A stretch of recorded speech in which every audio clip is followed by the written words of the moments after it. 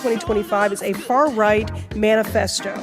It is a 1,000-page bucket list of extremist policies that would uproot every government agency and disrupt the lives of every person who calls this country home. The Department of Education would be eliminated, cutting students off from civil rights protections and ending essential Title I funding for K through 12 schools. Abortion care would be inaccessible and illegal no matter where you live. These policies would quite literally ruin and end lives. And I didn't even touch upon proposals for housing, climate change, worker protections. If enacted, Project 2025 would destroy the federal government as we know it. Baby, you set my soul on fire.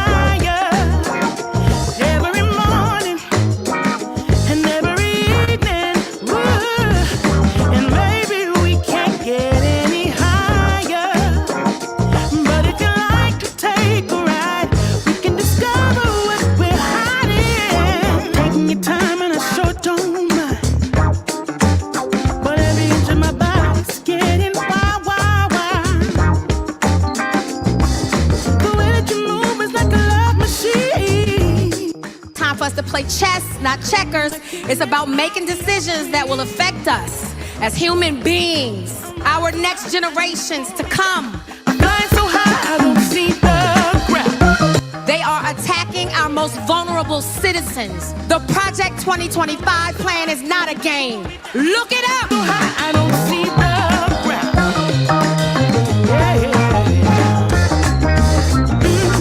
Baby, you set my soul on fire.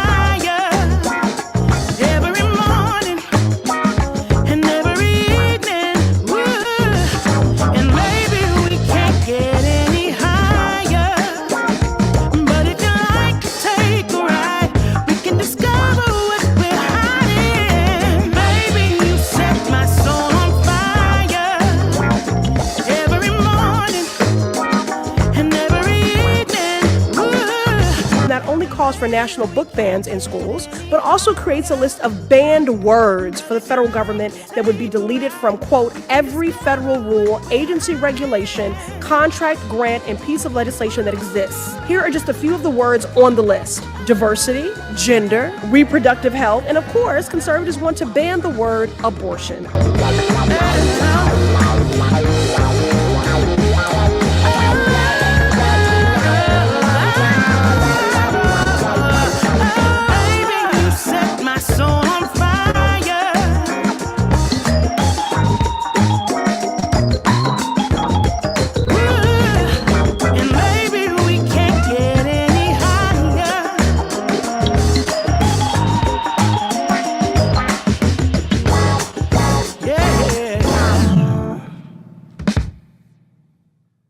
For us to play chess, not checkers.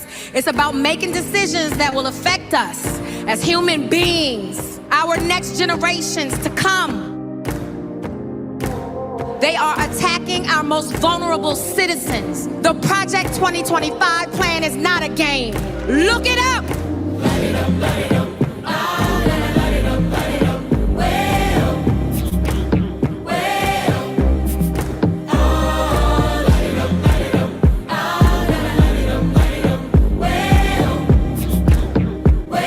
Project 2025 calls for eliminating the Department of Education, eliminating the Department of Commerce, deploying the military for the use of domestic law enforcement against protesters.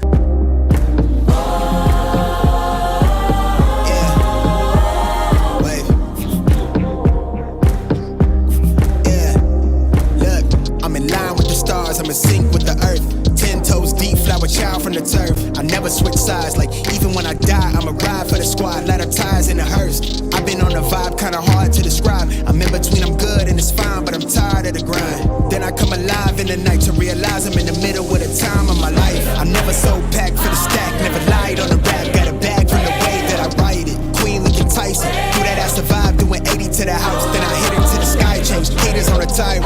Talking to their crib in the face, be still, let that hate stuff fade. We all want the same, we all want a meal in the safe. I wanna live like I'm trying to reach enlightenment. Trail spill from my lips, feel big from the bib. Take a sip till I pass out. Try and get grip, but it don't make sense, cause you can lose life on this fast route. Yeah, turn thoughts to a cash cow. I might flip that to the glass house. I don't need the accolades, I'm in love with the chase. I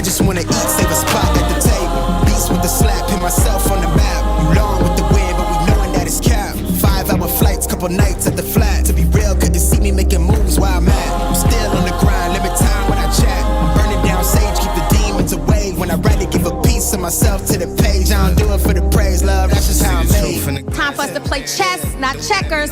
It's about making decisions that will affect us as human beings, our next generations to come. Start to feel like I'm on one. Settle in, I'll be here for the... They are attacking our most vulnerable citizens. The Project 2025 plan is not a game. Look it up! Heard enough, give me space before I murder y'all. 10 bad here, I'ma curb them all. 12 missed calls and I still made a curtain call.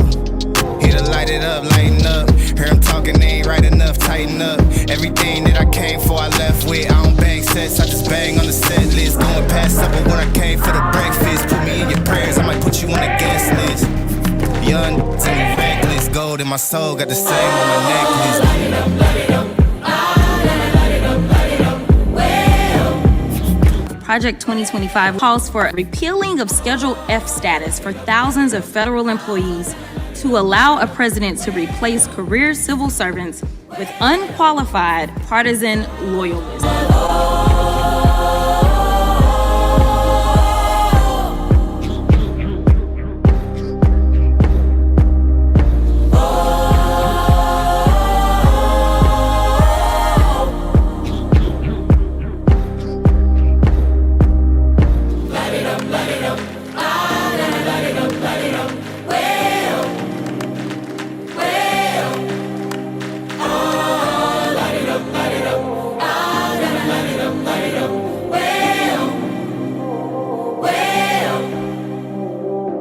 Time for us to play chess, not checkers. It's about making decisions that will affect us as human beings, our next generations to come. They are attacking our most vulnerable citizens. The Project 2025 plan is not a game. Look it up!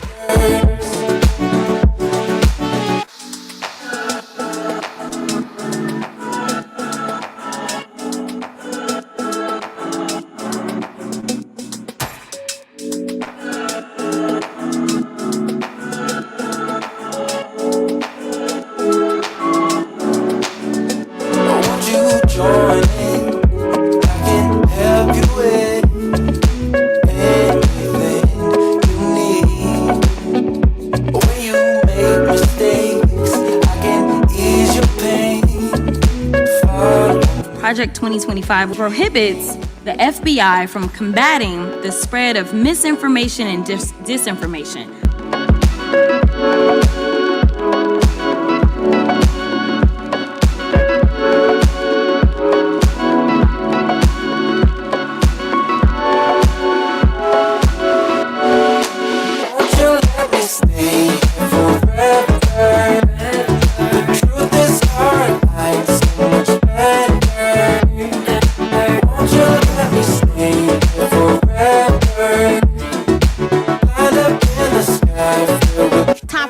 Chess, not checkers.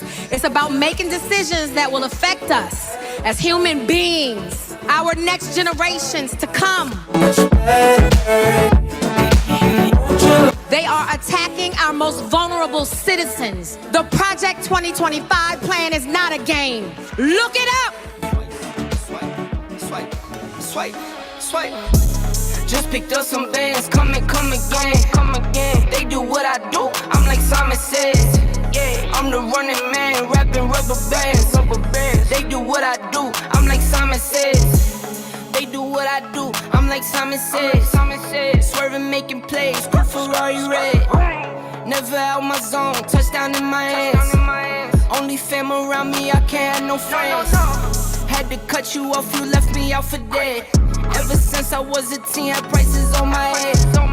Had to cut you off, you left me out for dead. They do what I do, I'm like Simon Says.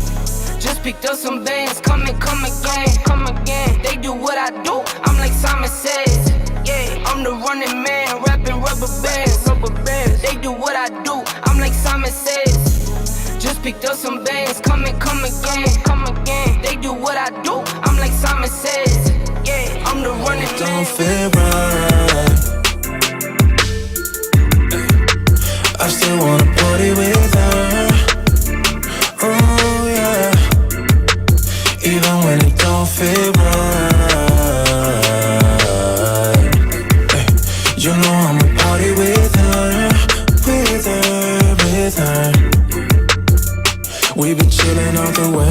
slept until it's Thursday. She don't wanna leave me, not just yet. Told me all about last Friday when she went all crazy. Didn't go to bed till Saturday.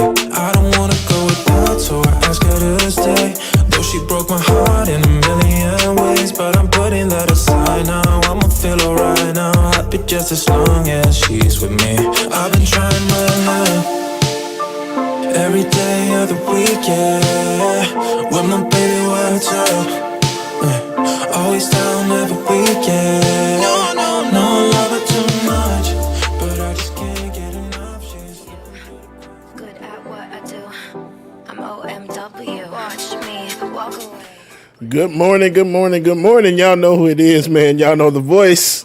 Y'all know the sound. Can y'all hear me okay? David, can you hear me good? Am I okay? This microphone is kind of weird. Okay, perfect. Good morning, everybody. Good to see your bright, smiling faces this morning. Happy Saturday to you. I just wanted to pop on real quick before we got the show started, man, to say good morning, everybody. Glad to see y'all and tell y'all this scary story that just happened to me. So as I'm sitting here at my station, making sure everything is ready to go, itsy bitsy spider decides to climb her little ass down from the ceiling. So I'm just sitting here and you see the lights. It just looks like the biggest spider ever created by man. So it's just like, wait, let me do this. That's what it looked like, y'all. I just like, oh my God. I screamed in total horror. And then I guess it got what it needed from my computer. I think it hacked my computer, y'all. I don't know. All I know is it floated its ass down on the computer. I was on the other side over here. Then it started going back up, and when it came up, I smacked the shit out of it between my two sandals, y'all. I'm sorry. Good morning. That's how my mornings are going so far.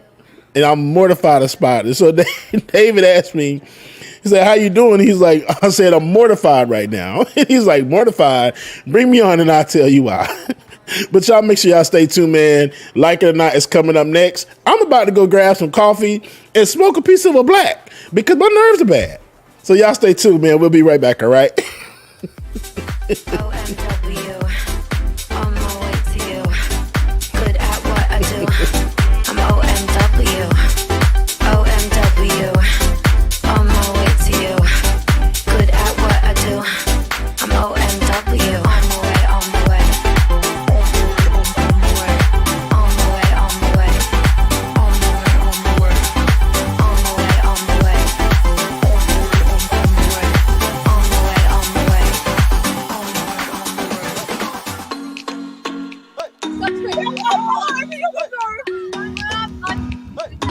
Oh my God. Chantel, you're gonna have to eat it outside. Stop, shut up. my God. Can't take my eye off you. Can't take my eye off you. You got, don't got nothing on you. Don't got nothing on you. My heart is ready for something I have been having a long time. True love crime, I hope you know that it may hurt for a while. Let's slow down. I can see behind that broken smile. Nice, sweet, smooth, like cocoa bread, cocoa bread. Nice, sweet, smooth, like cocoa bread, cocoa bread. You're nice, like cocoa, you're nice, like cocoa bread, like cocoa bread. Oh, you're nice, like cocoa, you're nice, like cocoa bread, like cocoa bread. Ooh, driving date, watch a movie, right by your side on duty, not too much or too sweet. Ooh, passion from yours truly. Let me know how you feel. Hope I'm not in too deep. Miwa, Phoebe, Ouija, Fever. Won't be alone forever. Get through the storm together. Ooh, girl, make some room. I know you still. You're nice, sweet, smooth, like cocoa bread, cocoa bread. You're nice, sweet.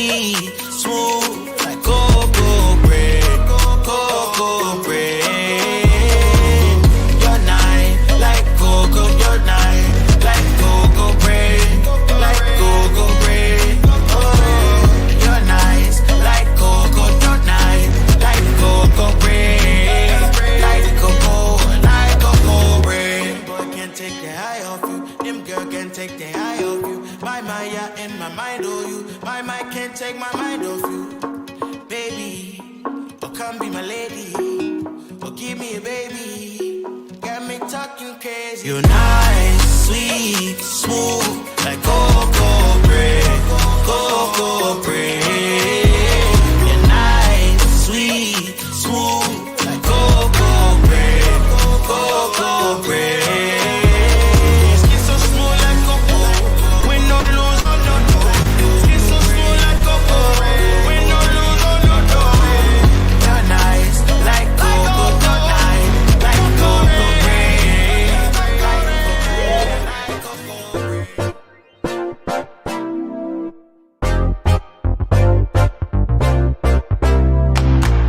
She's got a million things to do today, and you know she's gonna do them. There ain't no doubt. She's got a million problems on her plate, and you know she's gonna chew them and spit them out. She's so above it, yeah, she walks on air, yeah. And yeah, she does it with such savoir-faire, yeah. Don't matter what is standing in her way, 'cause you know she's getting through it. So don't despair. She's got what you want, she's got what you need. You know she's got everything. So boy, don't you cry. Leave all your worries behind. Just come to mama. Come on. Just come to mama. She'll take care of all of your drama. Baby boy, just come to mama. She's gonna make it alright. She doesn't always feel like she's a queen, but you better not forget it. So bend the knee. And if you wanna be a knight, you better prove your loyalty. You better listen to me.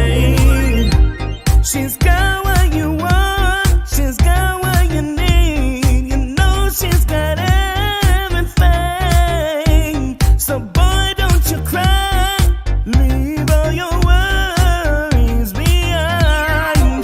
Just come to mama. Come on. Just come to mama.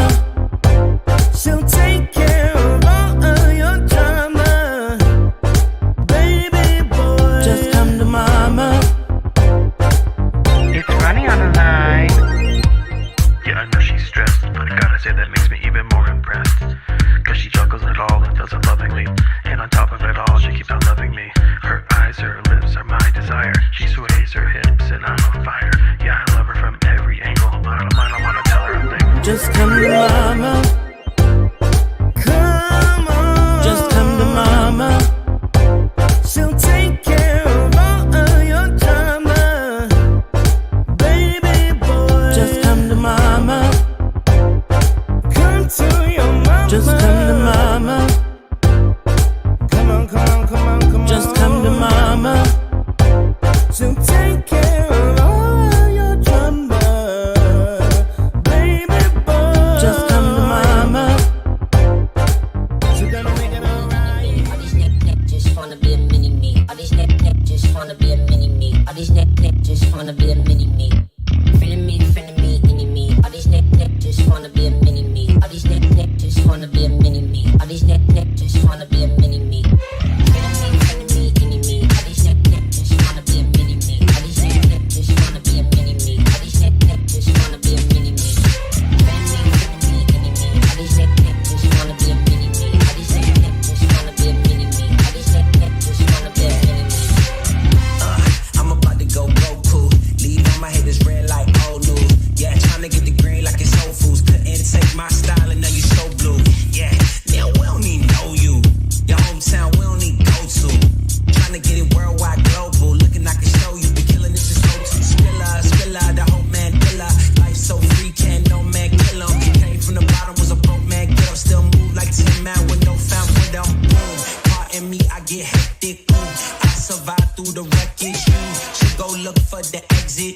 Bedford town, I get a little reckless. Missed the memo, go check the message. I ain't then came back for seconds. I ain't seen your fake little necklace. Lifestyle decrepit, I should probably expect this. Too much game for your league. I'm Hussein with Steve, on Hussein on me. Legendary, I'm everything you aim to be. I'm insane and free, you can't tame the beast.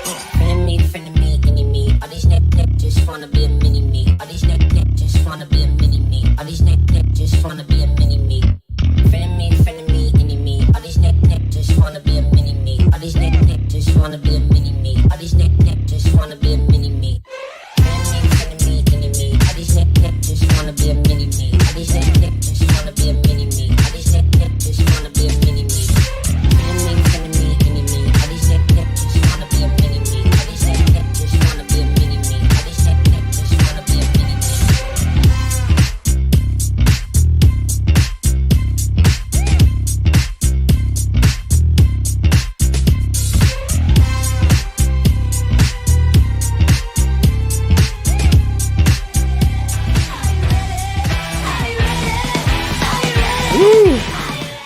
Good morning, good morning, good morning again, y'all.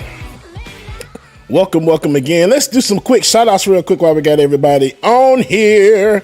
Let's start from the tippy top here. B, good morning, B. I think I just played your song not too long ago. I stepped away for a few. It was on autopilot. Good morning, B. Love Nitra. Good morning. Emily Swamp, Carly Wynn. Good morning. Nicole Howe. Good morning to you. Tiger, what's up, Tiger? GT Massive, good morning. Nicole Howe. Charlie, good morning, Charlie. Brothers of Legacy, good morning. Looney Tunes, what's going on? Pendulous Dragon, good morning to you. Meat Cakes. That name. Pendulous Dragon, I miss you. Jay West, good morning to you. Neon Death, what's going on? Snowman, good morning. Mary C. the Purple Dragon. I hate David right. Pause.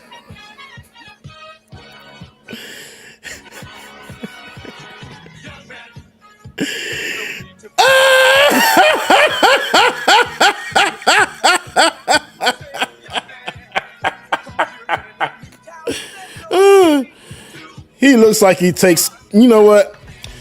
Anywho, this is real. They did this every night of the convention. They put this on every night of the convention. That's just the fact. They did this every night with the YMCA song every single night. Like this was something. He looks like he's, you know what?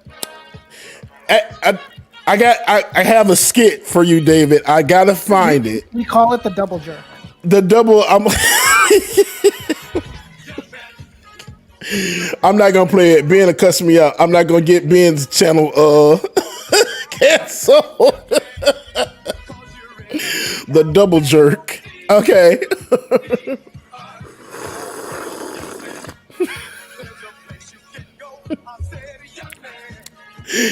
I hate David. You're welcome, Ben.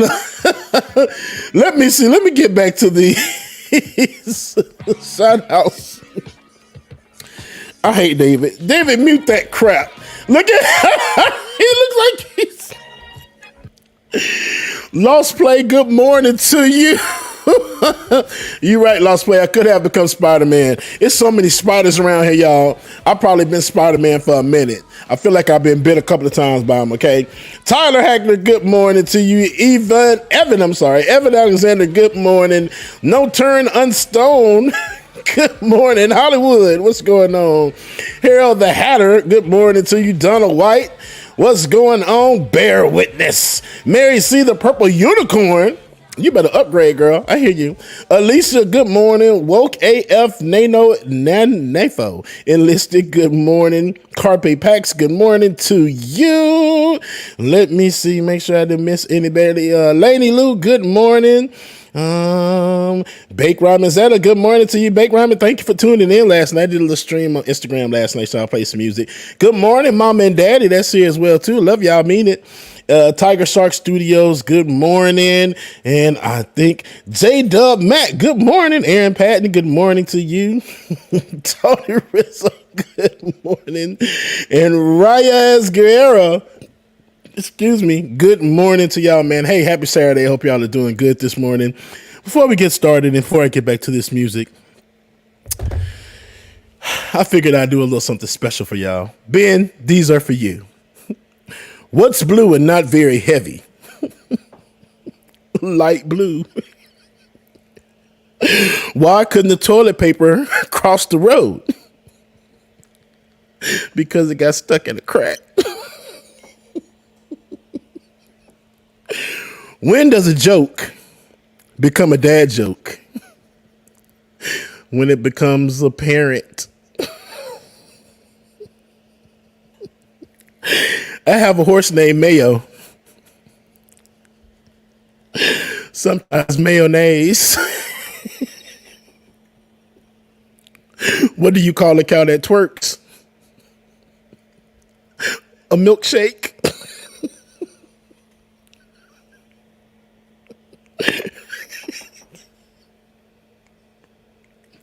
Okay.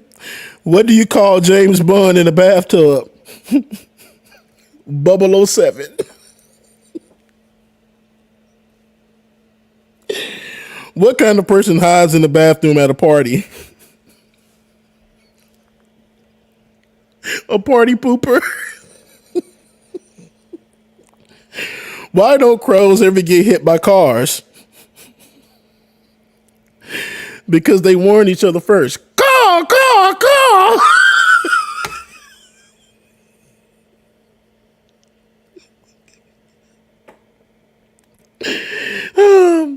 What do you call an elephant that doesn't matter? An irrelevant? All right, y'all, I'm done. Y'all stay tuned. It's almost that time for Like It or Not, y'all, all right? So y'all stay tuned. The sky turns gray against a fiery display of rainbows like the day I felt for you. Identifying as LGBTQ plus are the when the sun begins to any more people identifying as LGBTQ plus? Like, are the numbers showing that there are more younger people? Is that part of it? Yeah, absolutely. I think we can look at this from a couple different perspectives. And the first one is that young people are identifying as LGBTQ at a much higher rate. I mean, if you look at one generation to the next, from silent, boomers, Gen X, millennials, and then Gen Z, you see a doubling of identification as we successively go through each generation. And today, now 20% of Gen Z identifies as LGBTQ, 10% of millennials. And I think we can chalk that up in large part to acceptance. You know, as a millennial, I thought I had it good, you know, but things got a little bit tough in elementary school and high school. But now Gen Z, you know, they have it even better. And as you can see by the numbers, I'll also say, interestingly, a lot more people are identifying as bisexual. So you might not have thought that this stat surprised me, actually.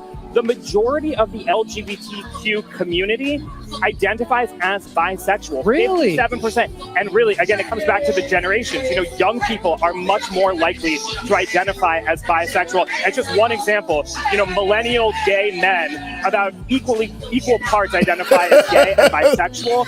Amongst Gen Z, the number of men who identify as bisexual within the community has doubled. Wow. Fascinating. And you were telling me backstage, So- basically, that you're excited. Let's talk about it real quick. That is because most times, speaking from experience, okay, when I came out, when I first was exploring my gaydom, I came out as bisexual. And years later, it progressed to just being straight out gay. So those stats are always ever changing. Yes, millennials are going to come out as bisexual first because that's the thing to do. But later on, guaranteed, that number will go to being straight up gay. And I'm not knocking my bisexual people. No knocks at all to it. But that's how it almost starts. Gay men start out as bisexual first until they're comfortable. Thank you, B. Until they're comfortable coming out as gay. So they start as bisexual first. Then once they feel more accepted, then that's when they start coming out as gay. So I'm just like, some of these stats sometimes it's just 4.5%. It's a whole lot more than us than that. God damn it. And then the other part of that too that's not in here are the number of people now that are exploring pansexuality. Yes, that is a thing. Being a pansexual is a thing, and it's something that is very prevalent now in the community, and that's not on here. So once you add that into the mix, yes, a pansexual person, they love who loves them. So male, female, dog, cat, curtain, spider, it just depends. So, hey, is what it is, man. Y'all stay tuned. We'll get started here momentarily. These numbers, sometimes it's just like, David, oh my gosh, I had something for you. Hold on here. I just pressed something. Use reduce quality. Make sure I didn't mess nothing up. Actually, light it up, light it up. Still waiting for like I was gonna switch gears, but if you want to stay on this for a minute, you can send me whatever you want. Oh no, well what it is this clip I sent last night, and it's like, who are these people polling? So let me see. Copy link. That I don't know what this poll is about, but that question, yeah, that applies. That's Boom. a very good question. That is the question of our time. Right, David. It's just like Parker says they're attracted to cooking pans. Pansexual. Yeah. I hate you, man. I really do. So. Oh, okay. Yes.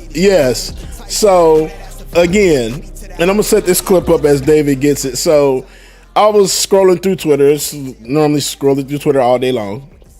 Scrolling through Twitter, and I come across this clip, and the clip is basically the top 8 hip hop artists. When y'all look at this top 8, man, who the hell did they poll? I don't get it. So y'all take a look at this. What to say, David? And I need to grab a battery real quick as well too. So the guy that filmed this was pretty spot on. I mean, you know, he was. He really was. Pretty predictable. Even and I mean, I know I'm not invited to this conversation, but there were 2 to 3 that specifically were like, they're entertaining, but they're not top choices. They're not top. And even Ben will agree to this list. I mean,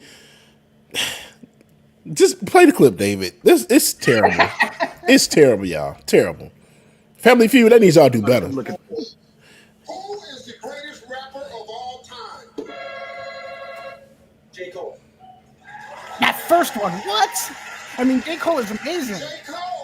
He's amazing. Maybe top 20. Not even on the damn board. Kendrick Lamar. Kendrick Lamar. Good answer. Yeah, that's not even on the damn board. That's crazy. Good answer.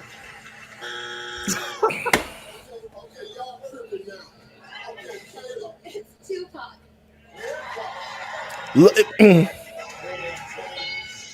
Number 2, bro. Tupac is 20. The second slot. Number 2. Yeah, 20 supporters, never mind. 20 people out of 100 said Tupac. Greatest rapper of all time. Let's go with Biggie. Yes. But why is Biggie number 6? Why is Biggie number 6? Jay-Z, number 1. Good answer. But why is number 8, bro? Hold on. David, take me down, David. Let me go get my battery real quick, David. When it comes to Family Feud, the answers is never what you would probably think they're going to be. I don't know who they are polling when they poll for these surveys, but I'm going to imagine they are probably, I'm not even going to say what I want to say, but they're probably, for this category in particular, they're not black and they're not hip hop heads at all. They're probably like some old middle-aged white men or white women from like, I don't even know, like Kentucky or some shit. But let's keep this going. We in Rhode Island again, where we at? Right. Tory is the greatest rapper of all time. Nas? Good answer. Why the f is Nas not on this list? Thinking as a hip hop fan. Exactly. I don't think that's who answered these questions. Hell no. Andre, we got one strike. Who's the greatest rapper of all time? Eminem. He's a bad boy. Eminem. Of course, Eminem is going to Over Biggie. Over Biggie. Look what Snoop Dogg got. Number one, bro. Is the number one answer of the greatest rappers of all time. That's because he's been hanging out with Martha Stewart. Snoop is dope. Don't get me wrong, but Ben, you're right, bro. Let's be for real. I knew he was out.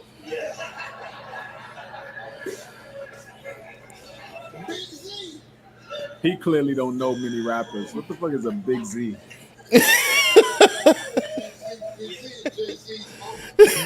Rap is not his forte. He needs This to crank is Celebrity Family Feud, by the way. Trader team can steal. I'm gonna say Ice Cube. Ice Cube. Just give it. Wow. There's 8 slots for the best rapper of all time. And look at this list so far. The fact that Jay-Z is number 8 is like crazy. All these millennial answers, all these Gen Z answers, I should say, Drake? not even millennial. All Drake. these Gen Z answers are getting X. Bruh. Like, knock it off with the Gen Z rappers. Now wait till you see the roundup. Before we flip over these last 3, I want to apologize to the entire hip hop community. Right. What is my man Steve wearing, I though? accept your apology. Looking like a peach. 50 Cent. I guess. Mandarin orange. I figured LL will be up there.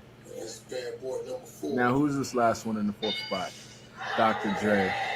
I guess. Dude. Hang on. I gotta rewind that and pause it on the final, David. Yeah. This is you know, I thought they were gonna put somebody like what is all these new these white rappers new names, the new guys out here. What's his name? Tommy, somebody. Whatever the name is, but at least they didn't do that. They didn't. This is name recognition. That's all. Bruh, this is it's just the 100 people they polled were all, I'm sure, all white because these are some white ass answers. I love Snoop. I love Snoop to death, man. Ben, you're a little low. He's not the top rapper alive. He'll tell you. No, dude. Jay-Z should have been number one. I mean, it is in everything. Every Rolling Stone, Blender, whatever magazine you look in, Jay-Z is going to be number one. With Drake or somebody else being 2, Kendrick 3, J. Cole should have definitely been on that list. I'm like, come on. This list, it was 100 people that don't know anything about hip hop. I'm still going to put Biggie at number one. But Jay-Z being longer established, had more time with more hits. It would be a toss-up between Jay-Z and Biggie for me. Mm-hmm. Snoop don't get in my top 10. I love Snoop, but I don't know if he's in my top 10. As a DJ, I'm gonna say he doesn't get in the top 10. Now, granted, like we said, don't get me wrong, I love Snoop to death. Snoop has a lot of hits. But it's a lot more people with a lot more hits than him and a much better flow. Yes. Consistent flow. You know, I love Snoop when but he doesn't make the top 10. I go to the final list, David. Can you just pause it on the final list for us real quick? Because I just want to, I just got to look at okay. Eminem, okay. You got to make a spot for Eminem in the top 10. That's fine. Some people will argue that he's the number one. I got an argument with one of my bosses way back in the day. She swore up and down that Eminem was better than Jay. Excuse me. Wow.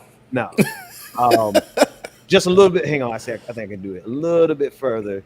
And who was it? 50 Cent? I don't think 50 Cent going in the top 10. 50 Cent does not go in the top 10. Yeah. That's because white people know 50 Cent. That's right. Dr. Dre don't go in the top 10. Love Dr. Dre as a producer. Love him. Yes. Jay-Z deserved to go way higher than that. LL, I love LL, but not as a rapper. He Like, got smooth hits, you know. When the last time LL Cool J had a hit? And then if you gonna put LL Cool J up there, right? If you're gonna put LL Cool J up there, you got to put Run DMC up there. Then Right. Run Right. DMC should have been up there. Right, EPMD, Yeah, come on, like that. Eric B and Rakim. Right, we didn't even go to that the whole other class of rappers who don't ever get notoriety. Don't ever get the KRS-One. Don't ever get the kind of name mentions, but it's all about name recognition, and that's why Snoop Dogg hanging out with Martha Stewart. That's what did it. They recognize the name. At least it's a black list minus Eminem. But I'm gonna go back down. And Jay Money said the best. What the F was Ladies Love Cool James doing? Like, no, for real. It's LL Cool J. Don't get me wrong. LL Cool J got bars. I mean, bars? I don't know about bars, but he's a good rapper. He made good hits. But, you know, the white folks love LL Cool J. You know who I'm surprised that wasn't up there on that list? Goddamn Will Smith. He should have been up there. That's... Let me leave people alone, man. Y'all make sure y'all stay tuned. Rebecca is coming, y'all. She is on the way. I'm stalling until she gets here, of course. Well, this is what I was going to go to, so it's actually on subject, sort of, with what we were talking about. Rebecca just connected. So we got a minute of music. I wanted to see if you were familiar with the samples okay. that have used of MJ. Let's see.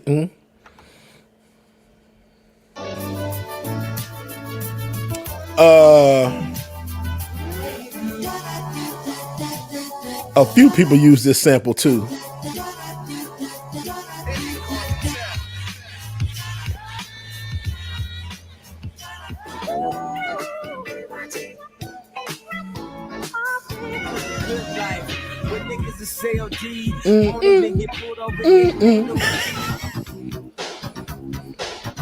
Oh, Smooth Criminals? Okay, who did that one?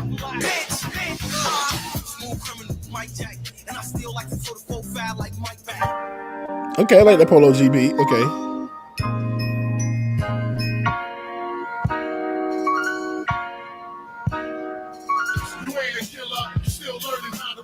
Oh, wow.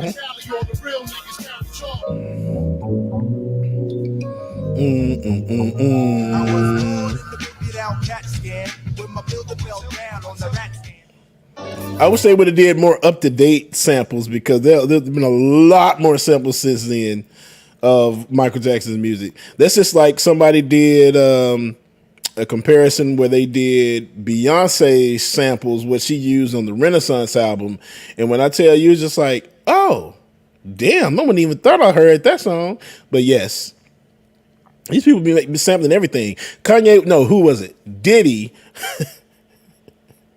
Diddy was the sample king back in the day. He would sample every damn thing. All on the remixes. And he was like, damn, that's a dope remix. I like that. Until he started messing with, anywho, have you been swallowed up? All right, y'all, let's see. Rebecca's with us, or at least she's connected, so we can start, unless you got anything else. I was like, let me take me down. Take me off screen.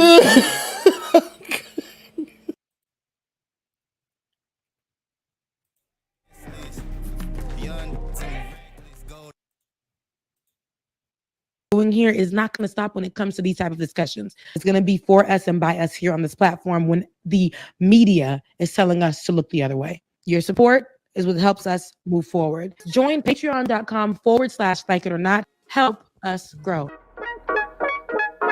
Like it or not, y'all. 2023. Y'all know what time it is. It's time for like it or not.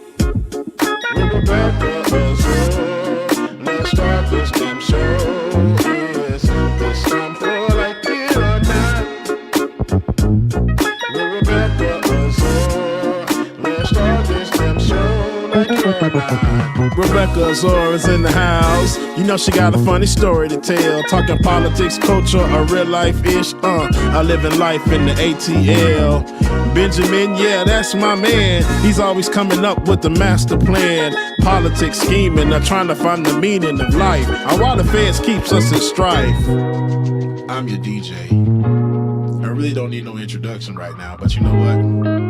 I stay dropping them jams. Y'all know who I am.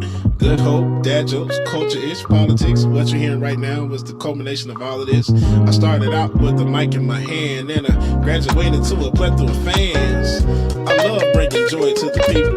It makes me feel great, makes me feel regal. I do what I do for you. 8 p.m. Friday, you know how we do. Let's go. It's time for Like It or Not.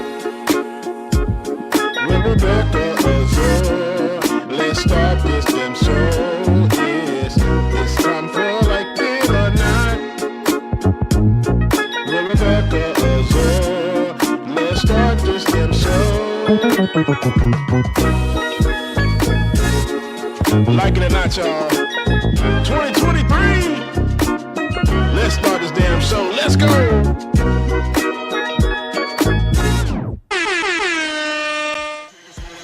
Like It or Not starts now.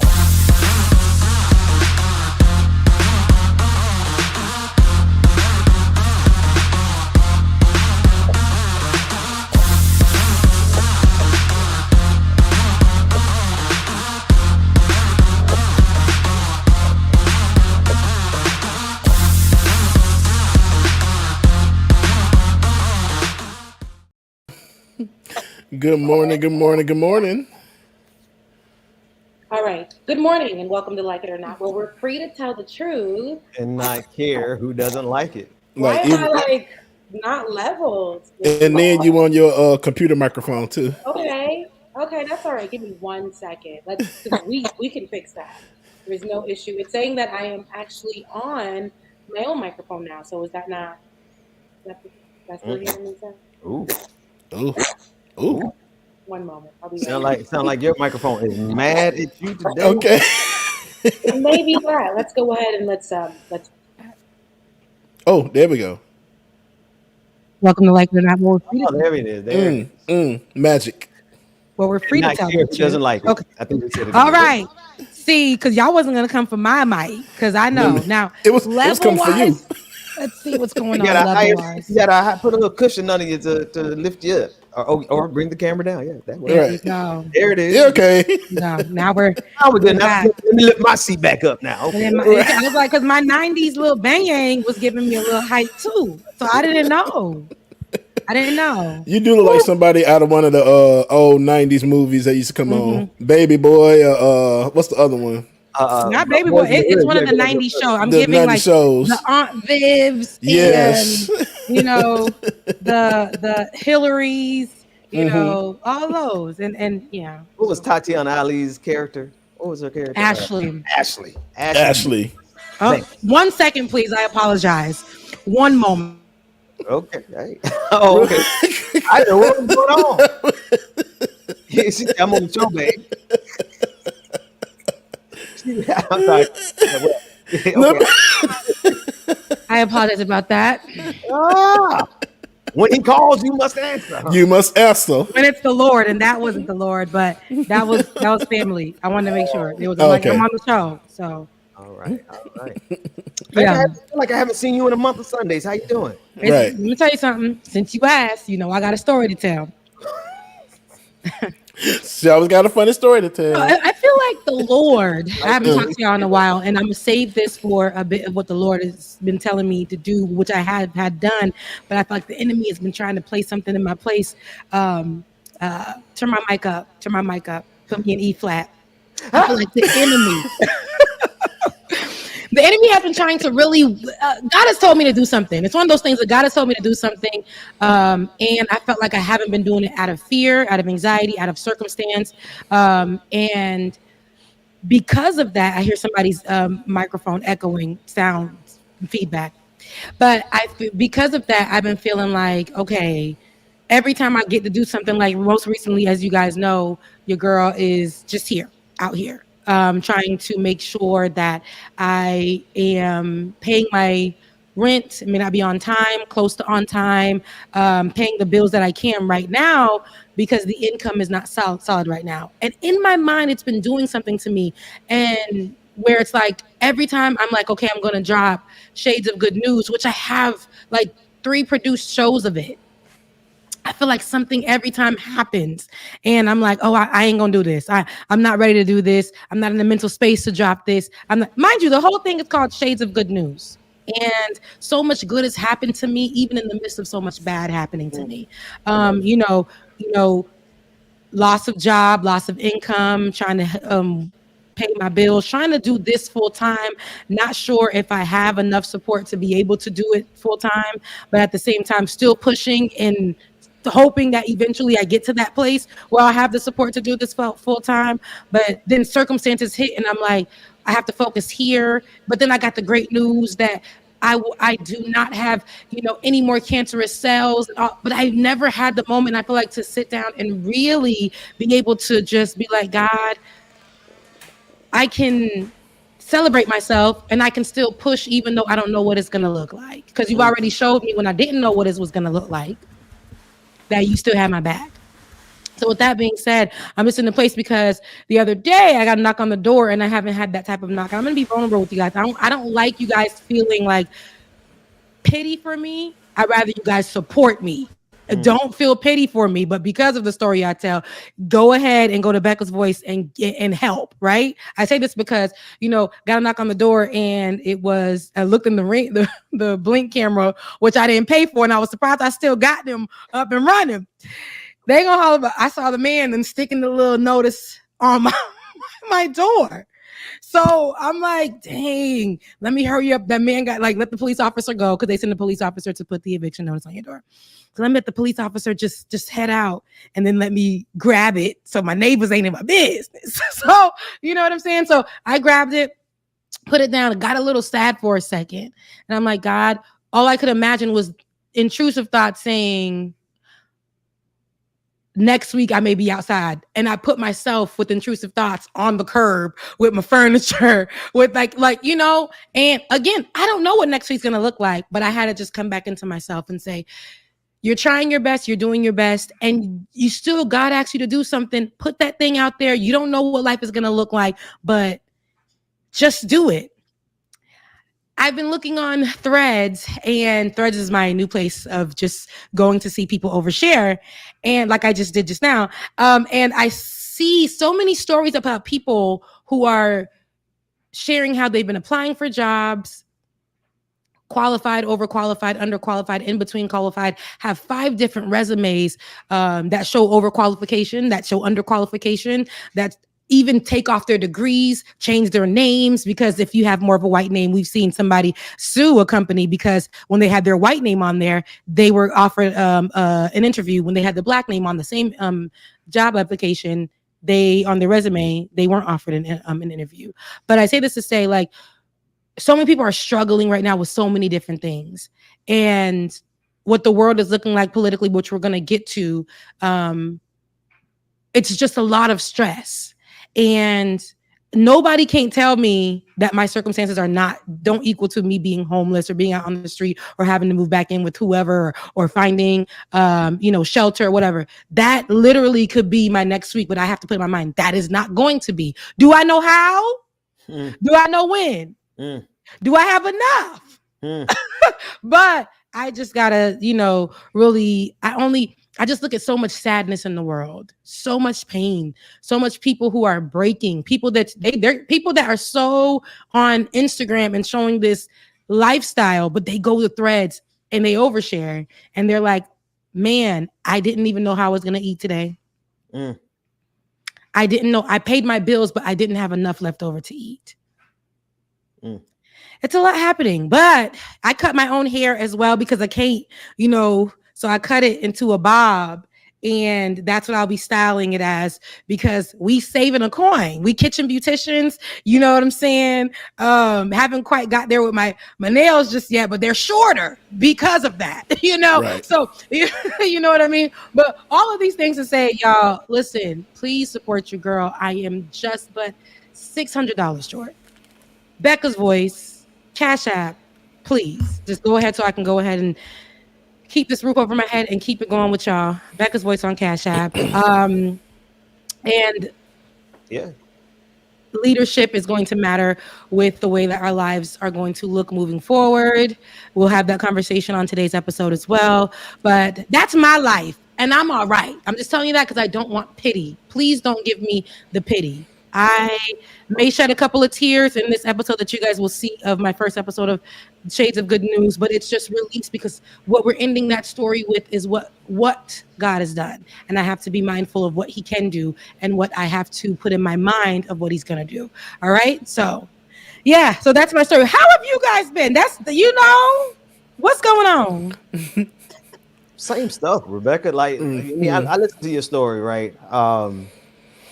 And I think there are more people who understand what you're going through than don't, right? Most people will never admit it because that's not what you do on the internet. On the internet, you show how things are going for you. You don't show how tight things get at the end of the month, or whether or not you got your upcoming rent, or whether or not you got your upcoming car note. The reality is I think most people in this country are going through that exact same thing. And it's not to say like misery loves company. It's to say that there is a structural problem here in the United States, all over the world, but here in the United States, like even when you were employed, it was never enough for you to get ahead. Right. It was never enough for you to save. It wasn't because you weren't working. It wasn't because you weren't working enough hours. It wasn't because you weren't serving a useful role for the company. You were doing all those things, but this is not a time. Let me put it like this. I call this entire season in American history the big crunch, the big squeeze, where they're squeezing every single thing they can get out of us. And if you can't give them anything, then they just throw you out in the streets, and then they make it illegal to be homeless, and then they put you in jail. Yep. Right. But the fact that cereal is $7 a box. Come on. My best friend was just talking about that because she got 2 kids, and they don't like the same cereal, and we not trying to force them to eat the cereal they don't like, and they $7 a box. A box. Yeah. I'm not getting them Cherry Crunches of O's, the off-brand name, But it's just like it's the big. So jobs are not paying more. Okay. But rent has gone up. Talk about it. Jobs are not paying more, but the cost of everything has gone up. They're making it more difficult to get places to live. They're making it more difficult to get cars to drive to these jobs. And it's all because they're free to exploit us how they want to. And they're all making more, not all, there's a small group that are making a whole lot of money right now. And it's coming at the expense of so many people. I know people in our audience. I guarantee you in the chat room, people have to identify with that. Can relate. I know we've been talking to them for years. This is a hard season for a lot of folks. So yeah, I agree with you. Don't give support where you can. And then as far as the trust thing, I know exactly. I have to do something that I've been instructed to do that's going to make me look genuinely crazy. Genuinely. I've got to go out here and say something that's going to make me look, and then you have these intrusive thoughts about, well, what are they going to say about this? What are they going to say about that? I've been instructed to do something, so as a person of faith, you do it. Yeah. It doesn't change the fact that in your body, in your flesh, in your mind, you're like, yeah, but what are they going to say about this? Yeah. It's that right there has to, and I had to tell the Lord the other day. I said, "Hey, yo." Because I didn't say "hey, yo" because I respect my Jesus. Okay. But I was like, Lord, I'm not too big on how people perceive me. So is this me perceiving myself as how like what is like? Are you lame for talking about this, or are you not good enough, or are you? It's my own insecurities that I'm trying to say that people are saying about me, but that isn't the truth. That one little comment don't bother me because I have so much support here as far as for people who support me. So if I just go ahead and do that thing that you told me to do and remove my insecurity and remove those intrusive voices of the enemy. Right? The things that are not true about myself, and believe what you said about me, then I know it'll fall in place. But let me tell you something. That intrusive voice and that insecurity that we can say, oh, is and that anxiety or all that stuff that makes us believe that what we're thinking is actually truth can debilitate us, can That's put right. us in a position where we're procrastinating and we're pushing frozen. back, and yet we're Mhm. frozen, we're stuck, right? We're in a stuck state because, oh, now I'm sad because of the thoughts that I came up with in my mind. I'm sad because of this situation that came up, but I know I can get through it. But now your mind is telling you you're never going to get through it. Now you're so worried and focused on that, and you're not doing what the Lord told you to do. But you got to go ahead and do what the Lord told you to do, man. Yep. Okay. So your boy about to come out here and look kind of. I'm gonna look crazy, but I'm standing on good ground, and you gotta realize, like, you know the assignment that you've been given. You know what you gotta do, right? And you know whether or not you're putting out quality stuff. I know what you're gonna put out. Rebecca's gonna be quality, so go on and put it out. Yeah. Put it out. Yeah. Right. Speaking, talk to myself too. Yeah, look, we gotta speak. Look, speak, encourage yourself. Right. Yeah, Lord. And so, speaking of that, like, make sure you shine, and we're gonna make sure we do that. But Bubba, you shined a few days ago when they covered you on boldjourney.com and your story. Could you tell us a little bit about that? And David, pull up the article, pull up this coverage, this feature story on our own James Bubba Williams. Yeah. So, like the rest of y'all, it's like it's been a struggle these past weeks. Like the DJing events have been very few and far. It's just like literally robbing Peter to pay Paul. I mean, not literally, but robbing Peter to pay Paul. But a few weeks ago, they reached out to me to do this article. I've done 2 articles before, and this one, it just seems like they came around like, hey, we want to tell your story about your generosity and your kindness. I'm like, oh, that's basically me. That. Okay. Oh, so that is you. Not that's me. So I loved it. And it was fun doing it. I have a good fun time doing these articles. So it was good knowing this, and I got a lot of feedback from it. So I thank you for everybody that read the article and everything. I appreciate y'all. What's up, man? A lot of y'all inspired this. A lot of y'all did, really did. And shout out to mama and daddy as well too. If it wasn't for my parents, I wouldn't be here. Literally. Yeah. I mean literally. That's true. Literally. But I love that people are starting to see your work, and it's I hope that inspires you to continue to push your page and your story, because I'm telling you, your story is a peculiar one only because you don't look like what you identify as of who you are, and it's such a good thing. I think that you're a DJ. You're not a bouncer. Okay. People would just assume that you are that.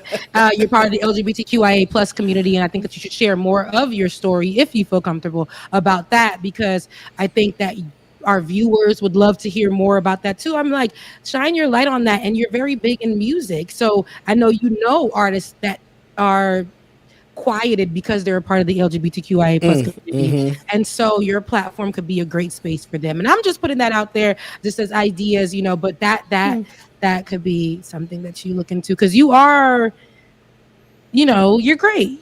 So thank you, Becca. No problem. She wasn't even talking about me, and I felt the love. My God. And I mean it, because what the world tries to do, the world tries to really limit us. I'm going to go back. I missed the point. My best friend was telling me about her friend, because even in education, they will try to limit us, but we got to make sure that we know that we're great.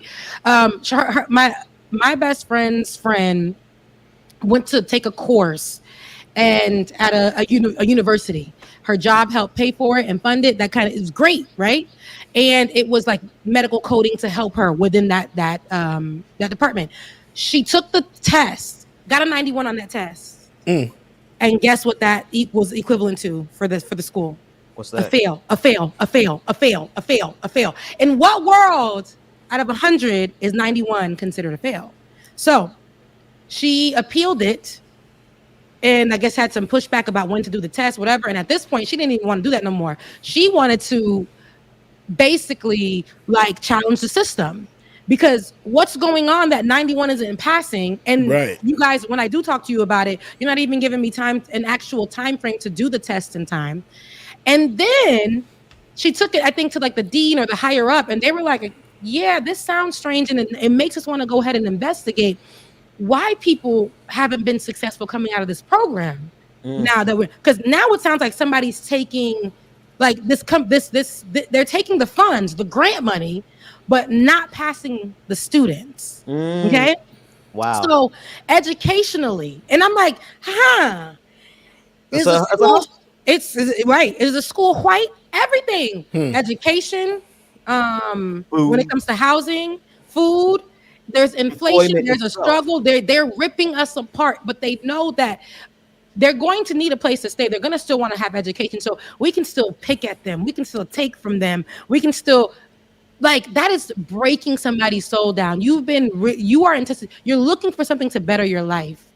Yes. And there's a whole program out there. You take the program and now people behind the scenes are actually against you because it's actually profiting them. That's right. To fail y'all. That's right. There is no doubt, no question. There's absolutely no question about this. We are living in a society run by the worst people on the planet. Amen. Every hustle that they can to hustle you out of, they will do it. Medicine, a hustle. Healthcare, a hustle. Education industry, it's an industry now, right? You can say education industry. Healthcare industry, taking care of sick people for profit.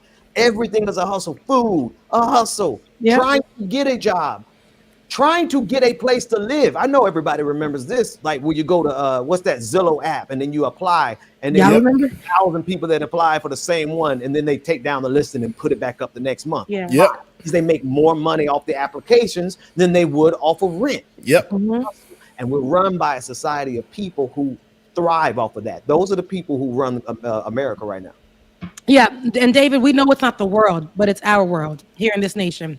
And we can talk about it from that point of view, from us being affected that way, and how it's such a great difference from when our parents were working these $19,000, if that, jobs, $19,000 a year jobs, and were able to utilize their funds to purchase a whole damn house. Right. Today, we can't even look. With your pay right now, which probably triple what your parents were making then, you couldn't even look at a house. That's right. You can't even look at one. You have to drive by one and window shop and imagine and dream. And thank you so much, Pendulous. And imagine and dream. and imagine and dream that you can get a house. I wish my face card, right? Because this face card that God gave me is enough. I wish that it can translate into money. Hello. Pendulous. So I can afford food and housing and all these other things. I wish. But anywho, no, it's our world right now. It's our nation. And Ben, you mentioned a couple of things, and some of those things we need to be alert on because now they're called the Trumpites, right? And the Project 2025 that's out there, which actually talks about the whole process of making homelessness a crime. They already went through with that, I need you to understand. But at the RNC, the Republican National, what was that? What is it called? Committee? Convention. It's RNC. Because okay, there we go. The Republican National Convention, where Donald Trump came out as the Republican nominee for president. And it was a whole concert, a whole show, as it usually is. Had the same people from, I think, his 2016 run that came up and spoke. But we saw so much racism in the room, so much ridiculousness as they were wearing panty liners on their ears. You know, the little pad that comes in the meat packets on their ears. We haven't even gotten to the fact of why they were wearing that, because we're also going to cover the alleged assassination attempt of Donald Trump just less than a week ago. Actually, a week ago today, y'all. Y'all, so much to go over when it comes to the ridiculousness of this country. But the clowns who we saw at the RNC are the ones that would possibly be in charge. That's right. Of making sure the way that we are living right now continues or gets worse. The Grinder Super Bowl. The Grinder Super Bowl. And even with that, yes, because the people that don't like, the people who are the most homophobic were in that room. Yet the Grinder app for that city, I believe, it crashed. It crashed, meaning that those Republicans were the ones going to get their rocks off by the same sex, right? Which is That's their business. But but inside of the room, That's- their business is actually telling you that you're going to go to hell, jail, or whatever else because of how you identify or who you love. Calling for But the yet- execution of gay people, by the way. Okay. Yes. Exactly. Same group that's calling for the execution of gay people. They broke the LGBTQIA plus app. Broke Like- back Republicans, I tell you. Bro, Okay. dang, man. So that explains why Donald Trump is always on stage doing this thing, the hand movements, and it's like, bro, They what got is the big riders this? on their ear. Look at It this. makes sense. In support. Look at them. They look That's lost. terrible, bro. They look lost. And mind you, I blocked the shade room, but on Threads they still pop up. So I seen how, which is okay, right? I understand that as a media outlet because that's who they are now. They have Justin. I love him. I'm Justin Carter, and this is Justin Carter, yeah. Our investigator. I love him. Like to see him. But he was in the room. This is the first time that I've seen them actually in the room at a political event outside of being at the White House with the Biden and friends, which is when I say Biden and friends I mean Kamala, because when the shade room comes out or anything black, they give it to Kamala. So having him in the room and talking to black Republicans and things like that was interesting to see. But the way that I feel like it was posted onto the shade room site was almost like they're endorsing it. I don't know how to explain that, but that's what it was giving. But before we get to these moments, because there was a lot of ridiculousness, and I know that you guys can't wait to talk about, Ben. But let's go ahead and let's talk about where were you when Donald Trump experienced an attempt. Where were you on that last Saturday when Donald Trump got nicked in the ear? I don't know, man. I was cutting grass or something. My father-in-law said, "Check out the news." I went and looked at the news, and I said, "Oh," and I went back to cut my grass. Wow. So that was really good for me. He survived. Moved on. No, right. So what's funny is I got a text from a viewer, and they were like, "Y'all going live?" I'm like, "Why? You didn't hear what happened?" Turn on the news. I'm like, "Oh dang, somebody almost tried to kill." I'm like, "Damn, he had one job and he missed." What's funny is that the day before, and y'all, Lord forgive me, because I've been watching a lot of Scandals. I don't know why Scandal has been on my mind, but I started binge watching Scandal. So I'm on season 2 right now, and so the episode that we were on Scandal is the one where President Fitz almost got assassinated. And I'm just like, that's crazy. But the day before, I was just like, I was just asking the question. I'm like, dang, people don't get assassinated no more. And then the next day, it's just like, so I was just like, oh Jesus, like it was all over the place. It's been a hell of a week. It has been. My sister, I was having a tough Saturday that day, and my sister said, "Hey, meet me." Meet me here. And I said, okay. So I went and sat down with her and I said, sis, my phone keeps ringing about. It looks like somebody got shot. A table for 2, please. My sister. Yes, over here. And I'm like, somebody got shot, sis. She's like, a table for 2. Yeah, okay. I followed her out. We went to go sit outside and I'm like, ooh, it's so hot. And I'm just going through a lot in my life. And I just feel like, she's like, back, God is going to do it for you. And I'm like, but Melinda, I keep getting notifications that somebody got shot. And she's like, oh, hold on. It's going to be, we're going to do a calamari plate. And we're going to 2 waters. We're going to do 2 waters today. Right. And then I'm like, sis, it says Trump got shot. She was like, that's so crazy. Yes, ma'am. All right. She's like, oh, he's all right. I'm like, I don't know. They're saying that it's a developing story. And she's like, okay. But what God is doing in your life is going to be so much more. I said, oh my God. Like there was no, and then like we didn't, the people behind us, there was no, like, that usually with these type of events, with a attempted assassination, and I actually want, David, can you get some footage of that? I know it's a lot of it. So please grab some footage of, what happened and Donald Trump, because I want people to understand when I finally did get to a place where I was able to look at what happened, I watched the video over and over and over. What I saw was more so and again, and I'll say this, like I said on Leftist Mafia Thursday, these views are my own, right?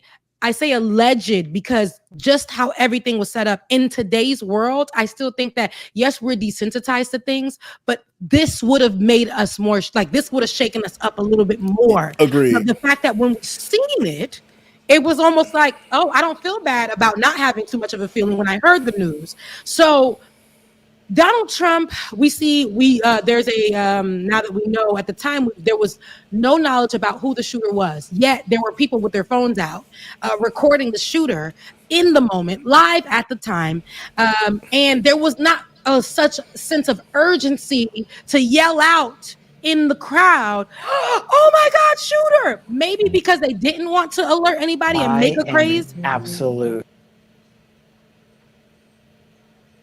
Go ahead. Oh, I was like, what was that? Sorry, that wasn't supposed to be on screen.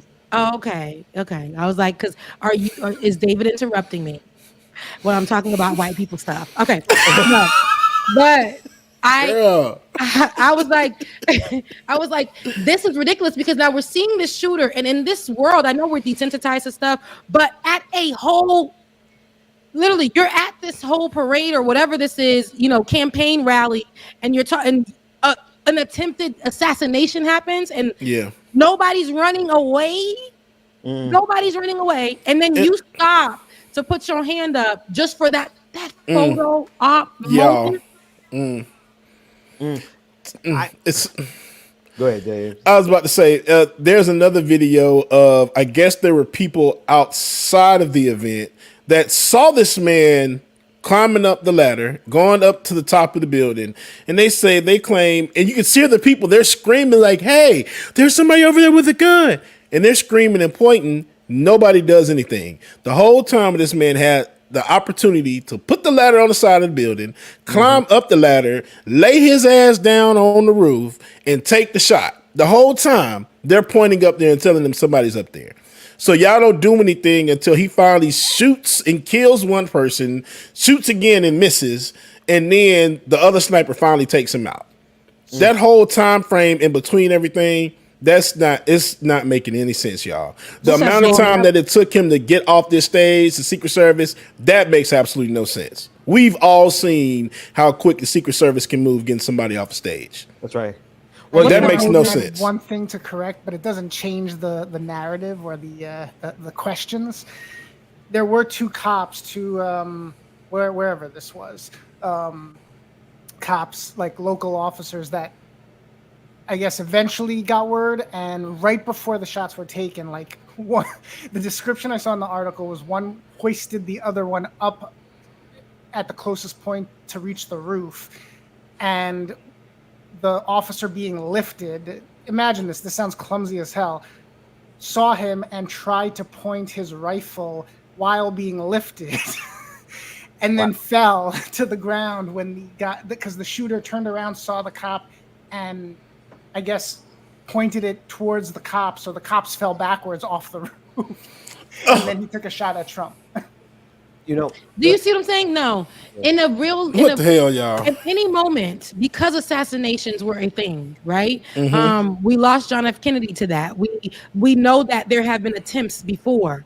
And that's why the secret security is as secure as they're supposed to be. I would think that there would be more. Two cops trying to get him? No. Secret security would have been on that ass. And the fact that we didn't get the identity until later, it was such a struggle. Meanwhile, there's videos of who the person was, like everybody, all of this. And we didn't get the identity of the shooter until later because they wanted us to believe that it was a Democrat, it was a liberal, it was a progressive, it was somebody who represents the other side of the matter, who wanted Donald Trump dead. But in reality, the shooter was not. And then they wanted us to guess the race of the shooter. They wanted to believe that, again, as somebody who has to be opposing to Republican values and to Donald Trump in particular, which means what? Black or immigrant, Black and immigrant, Hispanic possibly. And again, somebody who believes other than the Project 2025 KKK Nazi thought. And that's going to be a liberal, a progressive, somebody who reps blue or Democratic, somebody who's anti-cop, somebody who has at any point in time spoken against Donald Trump. They wanted us to start putting those together. So much so we saw on the internet that the people, the liberals, right, what I call conservative liberals, the people with position like that, they were removing a lot of old conversations or talking points that they had that may have looked like they wanted Donald Trump dead. Any post that they retweeted or something, and then they didn't say anything. And so there's still a job to be done. Donald Trump is well and alive. We can call a thing, but when the facts came out that it was somebody who was Republican or comes from a Republican background and was a white young boy, he was the one that shot. A white male was the one with the rifle that shot. And that was on period. And the fact that we couldn't get the identity until later, which was causing so much chaos online, okay? And it was making, to formulate the idea and the rhetoric and the narrative online in media spaces that Donald Trump, they're out to actually get him. The other side is actually out to get him. It was enough time for them to have those type of conversations online and to try to pick up more followers and more support for Donald Trump and his campaign run for president. Somebody said on the internet, it looked like this guy looked like he found. I got it. We almost got the same hairstyle.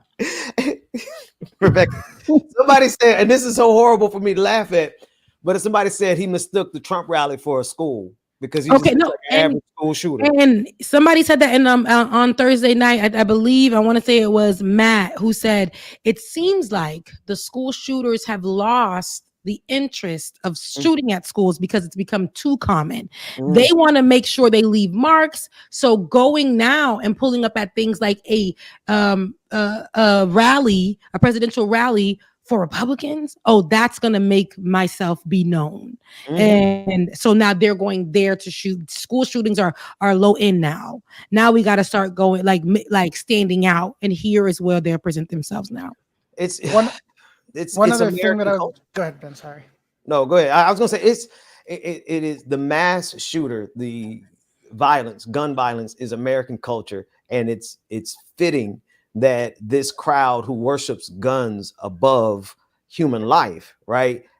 Who else like this is just another stage towards what they want America to be, but they don't expect it to ever come and backfire on them, right? The more we empower mass shooters, the more we don't do anything but give them notoriety, the more we empower them with legislation, making guns easier to get to, you're going to keep getting things like this, where this is how they get famous. Here's the other question. I do have some not speculations, but really questions about, why this kid was able to get such close access on a rooftop that there should have been Secret Service standing on that rooftop. Right? There should have been coverage, maximum coverage.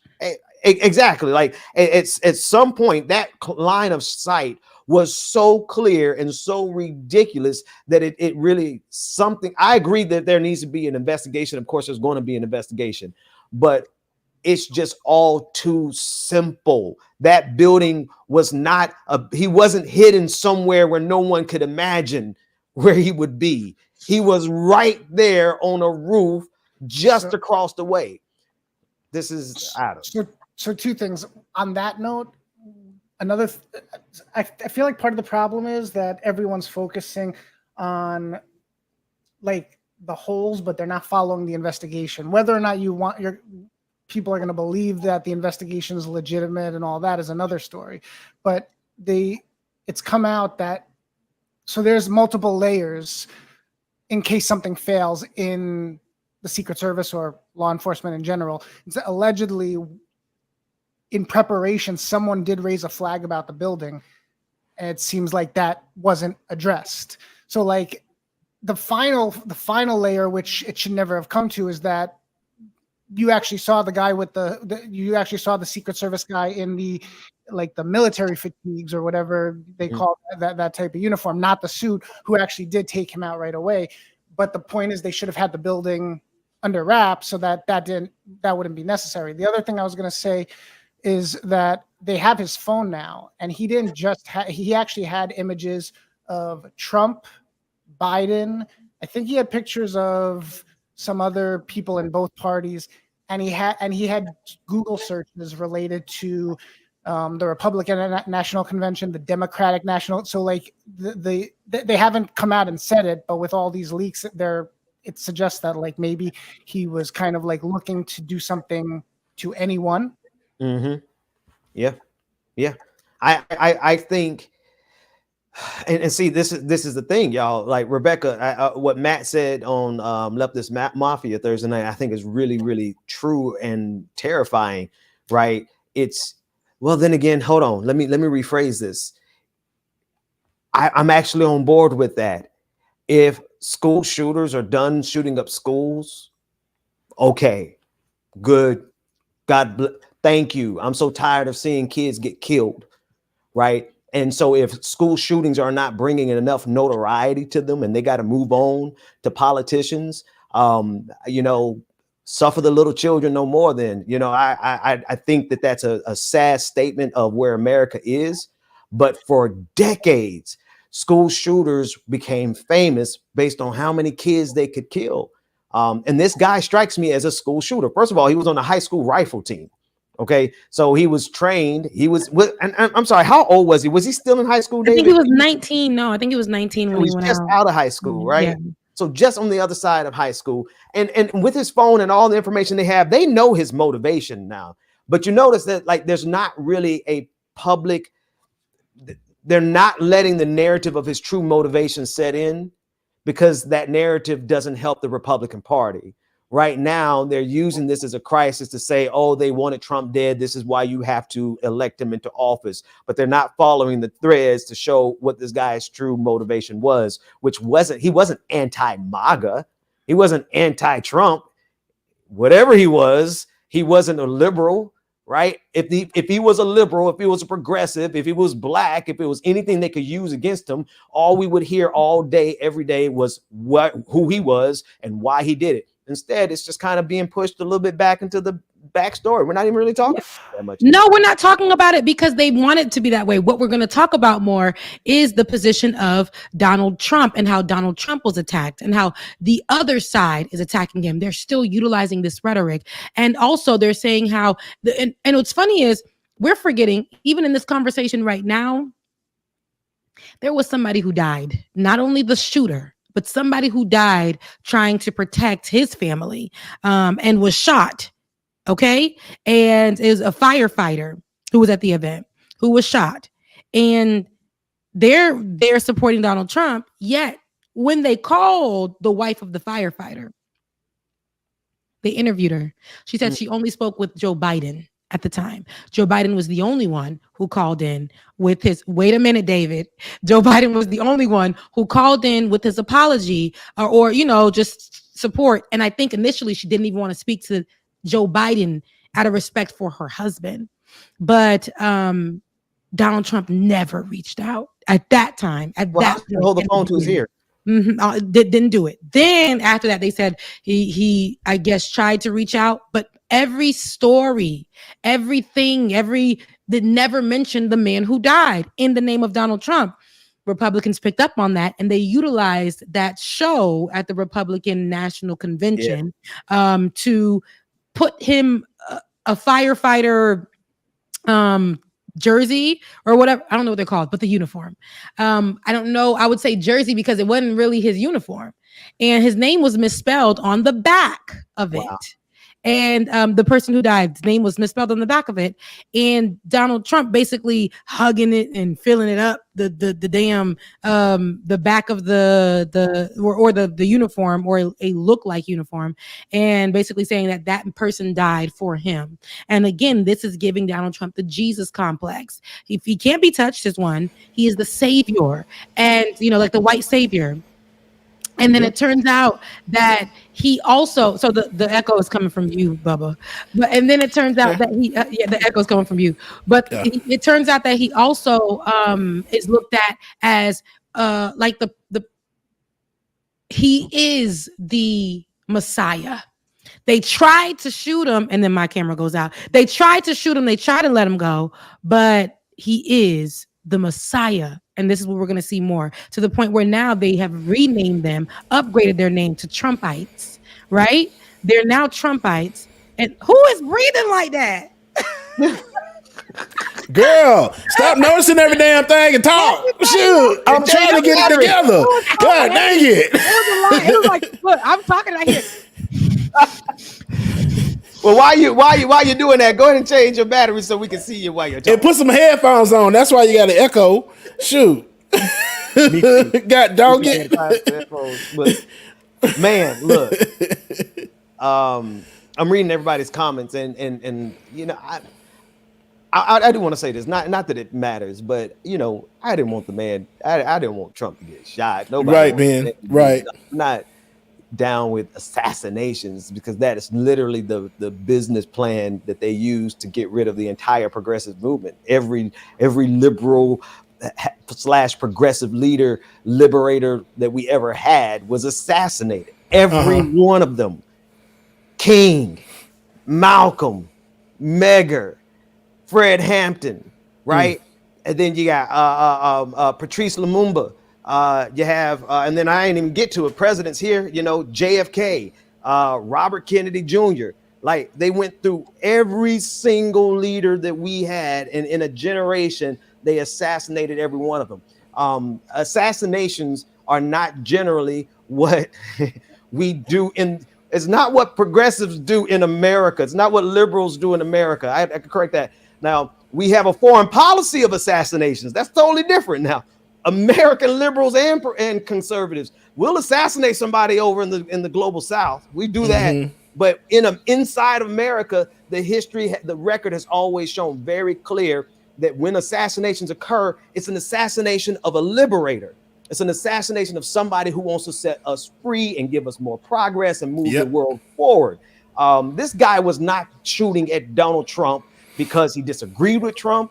He was shooting at Donald Trump because he wanted to make a name for himself. And that's why the story has gone away. 1 week later, people are barely talking about it, except for that part that you said, Rebecca. They're making Trump a hero, a Jesus figure. He's their Messiah now.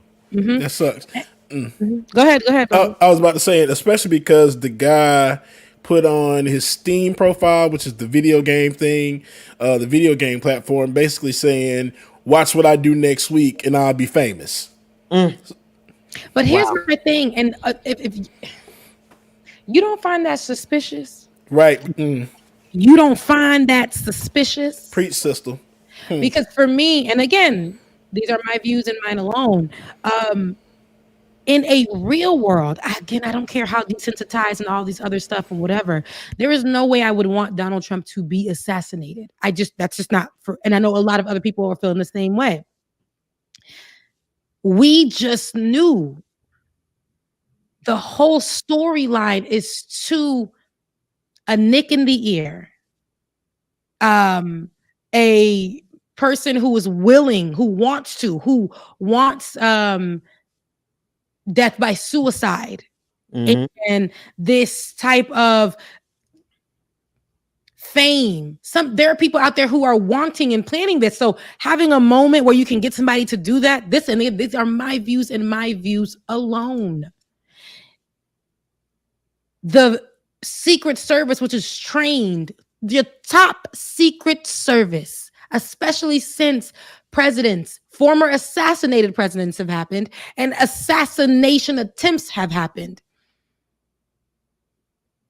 Right? We know we had a whole damn black president. And that same Secret Service that was protecting that black president, you telling me couldn't protect Donald Trump? Like, let's be for real about it. Did not make sure they covered areas not only near the rally, but outside the rally, possible occurrences that may happen. You didn't factor that in. And then Donald Trump not being so afraid, in my opinion, for his life, and coming back with his fist in the air and saying, fight.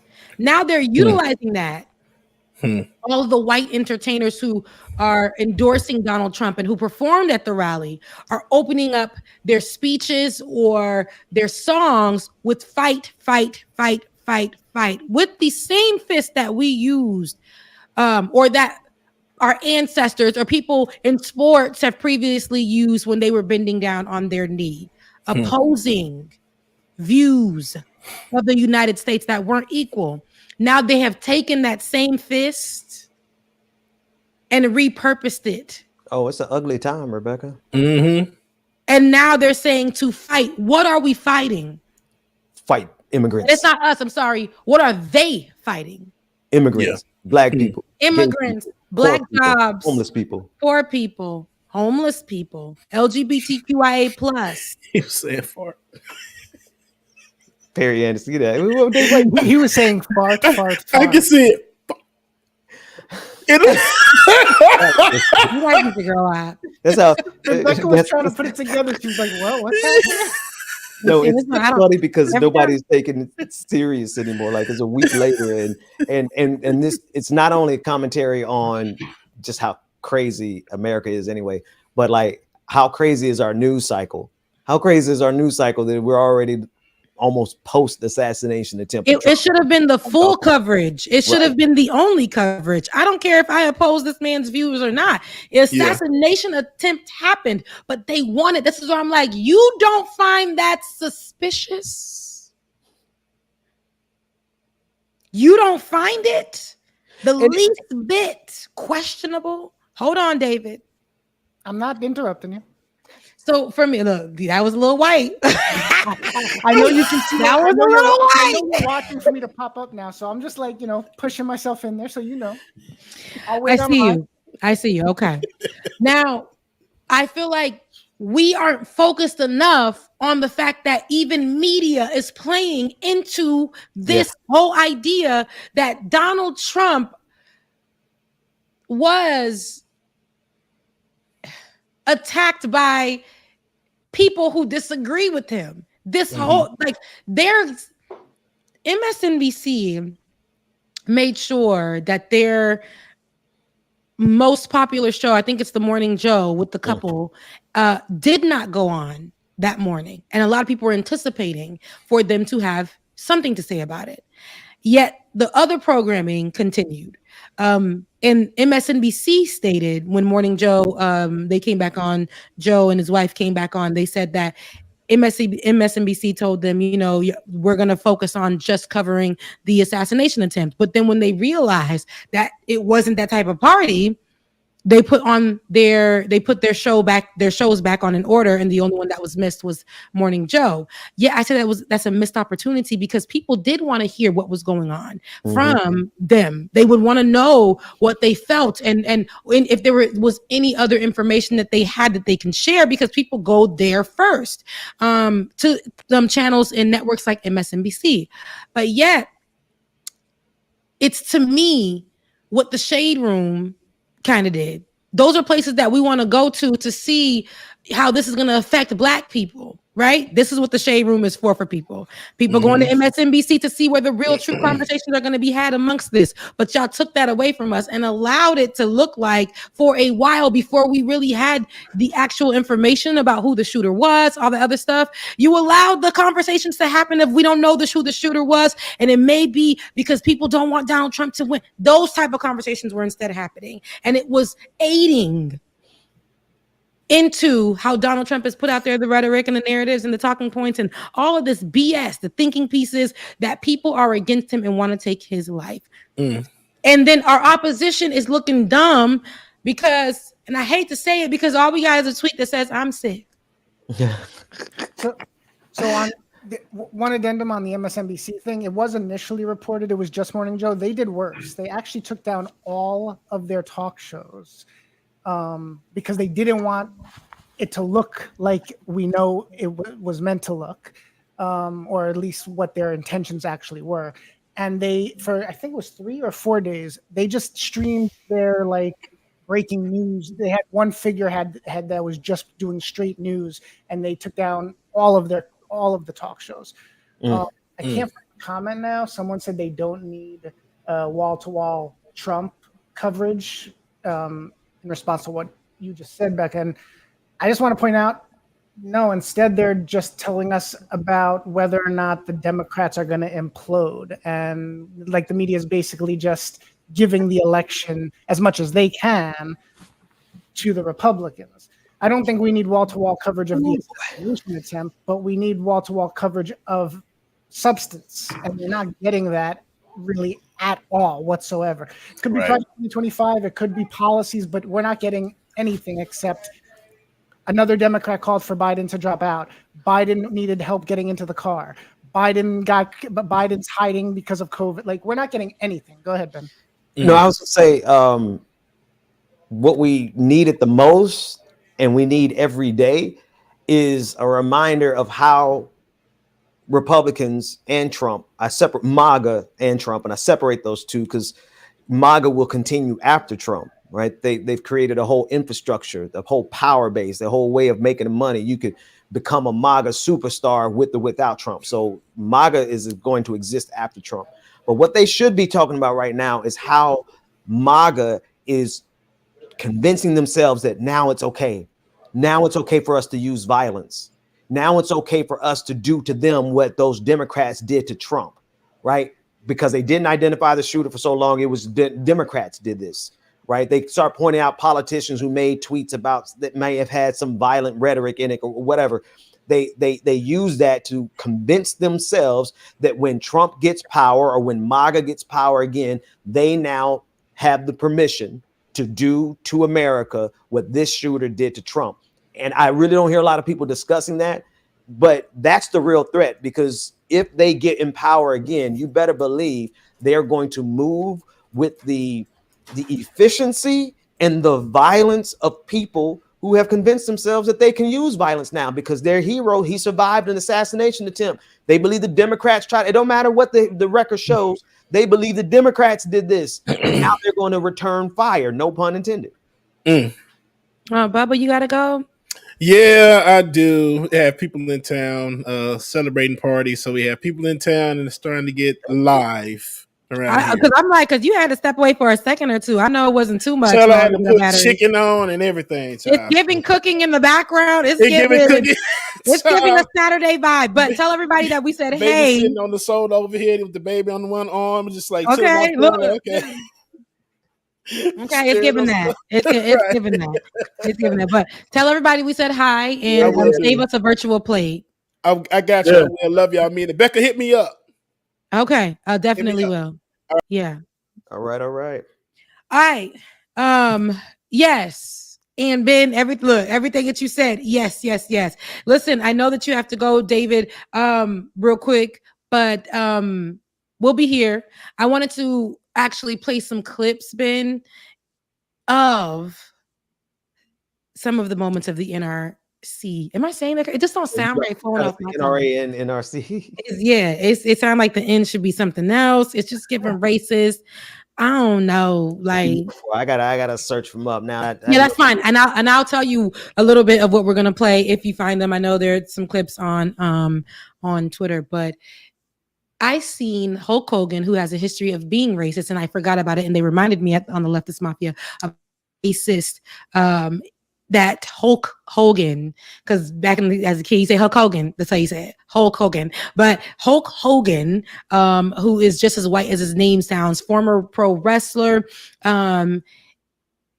He was out there, and he's the one that came up with the name Trumpites for the community of racists that they were speaking to that night. And we know that Hulk Hogan's history is utilizing the word, the hard ER, and having a problem with his daughter, date a black boy. All of his racist activity has been put out there. And those are the people that Donald Trump had leading his RNC moment. And then we had, I think, what's his name? Dana White, if I want to say Dana. Is that his name? No, Dana White is the lady that does the bald-headed man. Yeah. Mm-hmm. Dana came up there as well, who he had previously at his 2016, I believe, rally. And same person Same talking point. Nothing has changed, which means they're going even harder in what they want. The racism. While y'all healthcare is bad now. Wait, your checks are low now. Wait. Like this is literally like continue to feed and carry on the white privilege, the poor, the systemic things that are already set in place. Roll back a lot of the work that we've already done, and guess who's feeding it to you? Former pro wrestlers. Mm-hmm. Yeah. And then the performer we had, and here's the Hulk Hogan, and the performer that we had is Kid Rock. Mm-hmm. We watched them on mute, and we already knew. And I told them every one of these people are going to begin with their fist in the air, and they're going to begin with the word fight. They're going to begin saying fight, and all of them ended or started their conversations with that. So we've now known that they've taken on the fist and they've taken the word fight. When we know Black people say put up our fist, we know that means that we want to be unified. And we also know that we're going to fight for unification, for equality, for us to be safe. That's what it means for us, right? And it also means fight the damn power, be the systems that be, because they're against us. Now these unmelanated hot dog water people mop that been sitting there for 6 days smelling. Don't wash my legs. Take a shower every 3 to 4 days. Your kids got a wash day and it's on Tuesday. Those people who do not put any salt or pepper in their food, and they're telling you that they have stomach aches because the food was too damn spicy. These people who, if you are walking into your building and just because your skin has a little bit of melanin in it, they close the gate on you and they say that you're intruding into the building because they never seen you before. These same people, these people who live in the backwoods, who are affected actually negatively by Trump's policies, right? And people like him, by Republicans who are in place right now, by their policies and what they're fighting. The toothless people in them, Jesus, Rebecca, in the middle of Nowheresville are the ones who are in this room, and they are the ones in the Black. Trying to go soft on the Black ones. Nah, they just as bad. They just as bad. And the coons that are out there representing Donald Trump. And when you ask them why, they keep saying stuff that isn't true because they haven't done their research. And it almost seems you want to be the nigga who's out there who is opposing the prominent view, and it makes you different because you think differently now. You're the conservative, talented 10th brother or sister who actually went to an HBCU but believes that Donald Trump's and his friends, because let's not forget, Donald Trump's rhetoric and his system is the same one that the governor of Florida and Georgia are following right now as we speak. That means removing programs that are Black centered, wanting to do away or merge your HBCU with that white school across the damn train tracks. But you are supportive after you got your good damn degree when that white school didn't accept your behind. You're supporting somebody who's anti-HBCU, anti-Black, anti-immigrant, anti-universal healthcare in some way, shape, or form, anti-working class getting it together. You're supporting this person who is anti-homelessness, but doesn't want to put anything in place to fix it, anti-abortion, but doesn't want to put any systems in place to help you after you have your child. Rebecca, they have done their research, and their research shows them that they could get a check if they support Donald Trump, period. In a conversation, every single one of them are supporting Donald Trump because there's money attached to it. You got to think, there was plenty of money before Elon Musk, but this week Elon Musk said that he's going to be donating $45 million a month to Donald Trump's campaign. Where is that money going to go? Well, it's mainly going to go to rich white Republican consultants. But some of it is going to trickle down to Jim Bob, and some of it's going to trickle down to whoever in the Black community who's willing to say that they stand behind Donald Trump. Yeah, they've done their research, and their research shows they can make a lot of money if they support Donald Trump. I want to You have share. any video? Say again. Yeah, You no, have any I video? want to play one, and actually, this video I'm about to play is surprise. I've never played a video of this brother on any of my shows ever. Dr. Umar Johnson, and he's saying as much. He was on the Breakfast Club. I don't know if it was this week. Yeah. We talked about that. I talked about that on Lay and Friends, and whatever you saw that. When was that clip? Because that's this was about a week ago. I want to say over a week ago. So we're going into 2 weeks since he did that interview with the Breakfast Club and surrounding political issues, his schools, all those other. This clip really. I mean, when you talk about the black folks thing, listen to how he breaks this down. He nails this. Donald Trump and Joe Biden. I look at the fact that Donald Trump signed 13 federal death executions while he was president. More than half of them was signed after Joe Biden won the election. Think about that now. Biden gets elected in November, sworn in January. Between that time, Donald Trump executes half of those 13 people. 5 of them were black men, and 2 of those black men were presumed innocent. And their attorneys had introduced a stay of execution to the Supreme Court. The Supreme Court turned them down, and Donald Trump executed those brothers. So when I hear black men say, I'm voting for Donald Trump because he's going to bring more money and economic vitality into the black community, I say, what about the fact that he's out here killing black folks, you understand, without no remorse at all? So you got to look at that. You also got to look at the fact that Donald Trump wants to give police 100% immunity. That's right. Wait a minute. Look how they're killing us now. Right. So now you're telling me anything the police do in their line of duty, they cannot be held accountable for making bad mistakes and bad decisions. And you want to put that back in office? That's thirsty black men worry more about money than the lives of their people. What do you think about? So no, that was one of the things when I did see the interview originally, and we're talking about that on Lay and Friends. Now, mind you, if you watch the whole thing, there are things that you can't relate to, because while he said that, he still went on to say why he can't vote for Joe Biden as well, which I mean was important to know that we all feel that way, but it's problematic because his people would agree with that. But what he just said, the most important thing about that is for the people who said when Joe Biden was president, all of this kept happening to me. But he said, and he being Umar, Dr. Umar, said Donald Trump made sure that things were put in place that even when Joe Biden became president and into the transition, a lot of his work, dirty, nasty work, would still carry out, make sure it came to fruition, even while Joe Biden was president. And everybody would say it was Joe Biden being president that caused this. When in fact, he made so many decisions that would carry out and have to under Joe Biden. So Joe Biden couldn't do nothing about it. Mm-hmm. So I need y'all to know when y'all, and that's and I'm glad he pointed that out because, and why would we want to have that back in office? But I'm glad he pointed that out because when people make their stupid excuses about I'm voting for Donald Trump because under Joe Biden well, if you did your research, you would know that came from Trump's administration.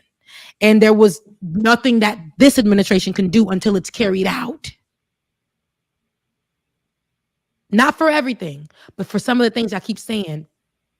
Under Donald Trump, I had more money, but now you wondering why you owed so much in taxes. Yeah,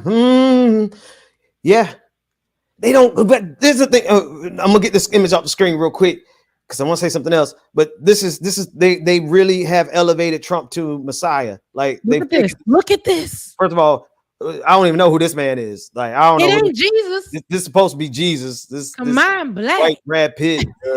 Somebody said it looked like Christian Bale. I don't know who this guy is. But to them, this is Jesus. And they didn't put Jesus in front of American flag. I can tell you one thing: Jesus is never going to be standing in front of American flag. And then 2, they put the bandage on the ear. This is beyond a cult, right? This is idolatry. This is like it is worship. Like they've gone so far. Jesus could reveal Jesus himself, and they would turn on Jesus because they prefer Donald Trump. Yeah.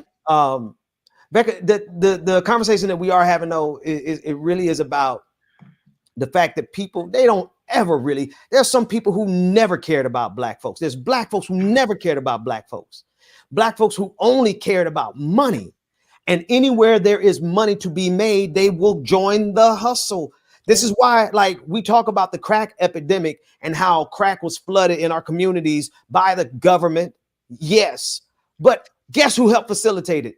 a bunch of black folks who didn't care nothing about the black community, right? Same thing with the actual slave trade. There were people black people who helped facilitate it. And so it's not a shock. It's not a surprise, but it should just help us to be sober. There are black folks amongst us who would sell us out for less than 30 pieces of silver. Absolutely. Less than 30 pieces of silver. That's a lot. They would sell us out less than a crack pipe on the streets. Cause I know the ones that be using them the most ain't us. But yet they do not care about the fact that we're having this conversation. And of course we're going to center it around blackness, because I feel like we are the ones that are missed in the conversations when they're talking about who's going to get hit. And that's to me, the conservative liberals would like they miss those opportunities to talk about, make it inclusive. So we're centering this particularly about how this affects us and what it looks like for us on purpose, because Donald Trump is literally creating an army. The words that these conversation and these words that he's using, fight and like whistleblowing, fight, creating armies, calling them Trumpites, all of this, we know that this is going to gear towards my cousin, because here I go, a story. My cousin, who's a nurse, works in a hospital. Before the assassination attempt, me and her were talking, and she was like, Rebecca, well, why should I vote for this instead of this? And I was like, I understand your frustrations with both parties, and you should have them. But as a black woman, and a black woman working in where you work, and who you deal with every day, your life will change for the worse. Remember what it looked like for you when he was in office. And I'm talking about Donald Trump. We don't have the best candidate now, but we can actually make some moves with this administration that's not the best, that has not represented us well, that doesn't represent what we as a black people are, or the unity that we're asking for, the equality that we've been asking for. There's so many missed opportunities with this administration, yet you were able to do and get more under the same administration. That last administration, do you recall where you were, what you were doing, how your life was looking? And we can make some moves there, clear out house under Joe Biden, if this is what we have. And with Donald Trump, no. A lot of the work that he did in 2016 still has yet to be undone. He put things in place so much so that under our noses, Roe versus Wade was gone. Yep. Under our noses, they are forcing, under Joe Biden, though, a lot of things that Donald Trump was trying to put in place, Republicans want to instill. Under Joe Biden, though, schools are forcing their kids, to read the commandments of the Bible, whether or not they are believers in this religion or not. They're removing, let's go back. The Republicans were so upset that there is actually a fund that funds only Black people. Yeah. The Fearless Fund by Simone, a FAMU graduate, HBCU graduate, who created a fund called the Fearless Fund that supports and grants Black businesses. It's one of the only ones that has as much money capital, venture capital, as it does to support Black jobs, right? Those, not the Black jobs that Trump and them were talking about. We're talking about Black rich businesses. People who have audacity to go beyond the system or the Black jobs that Donald Trump think that's we're all capable and only capable of doing, but to help fund them and push them and support them. And white people got so upset that that fund exists that they challenged it, took it to the Supreme Court, and still said it is racist. And they took it away. Yep. They've learned how to use the language of civil rights to stop civil rights. And as I was studying the Fearless Fund decision, I was really just a tad bit irritated with the attorney's approach. Not that I'm an attorney, but they argued based on freedom of speech. And that's what the Fearless Fund's attorneys did. They argued that this is an expression of their freedom of speech, and the judges were like, nope, knock that thing down. Versus arguing on the merit of the spirit of the law, right? The spirit of the civil rights law was to bring equality and civil rights to people who have been systemically oppressed. And now you have white folk like Stephen Miller, like Donald Trump's favorite boy, Stephen Miller, and Ed Bloom, who was behind that lawsuit against the Fearless Fund. They're now taking the civil rights law and language in order to stop civil rights for the very people who needed to get it. They didn't take that argument to the Supreme Court. A little disappointed in that, but that's besides the point. Everything that you said is absolutely spot on. One quick thing on that state, on Oklahoma. It's the state of Oklahoma has gone to force every school to put the 10 Commandments up, as well as teach the Bible.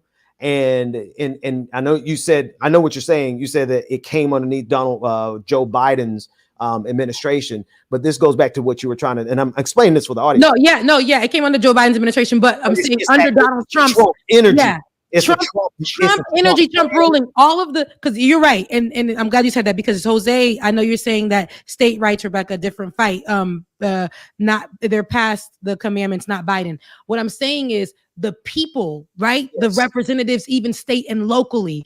We have Republican people who are very conservative who want to keep. This is part of the army and the army that he's created in his presidency before. The people that stood for 4 years in Palm Beach on that bridge and continue to hold a Trump 2020 sign saying that he won the election. Those people are sometimes our representatives that are in the state and local, whatever, like in those seats.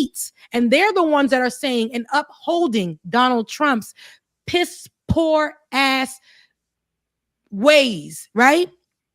Not only that, your doctors, your lawyers, remember how they started to take off their hoods and just wear them, like just be out here freely? They no longer needed to wear their mask at night. They just like, man, I am KKK. And I no longer want to serve Black people at my business. This is what we were getting. This is what we were coming to. And I believe that as they are trying to strip and force people to stand, believe in something that they don't believe in, be something, be like, have to identify as what they say to identify as, yet they're cross-dressers.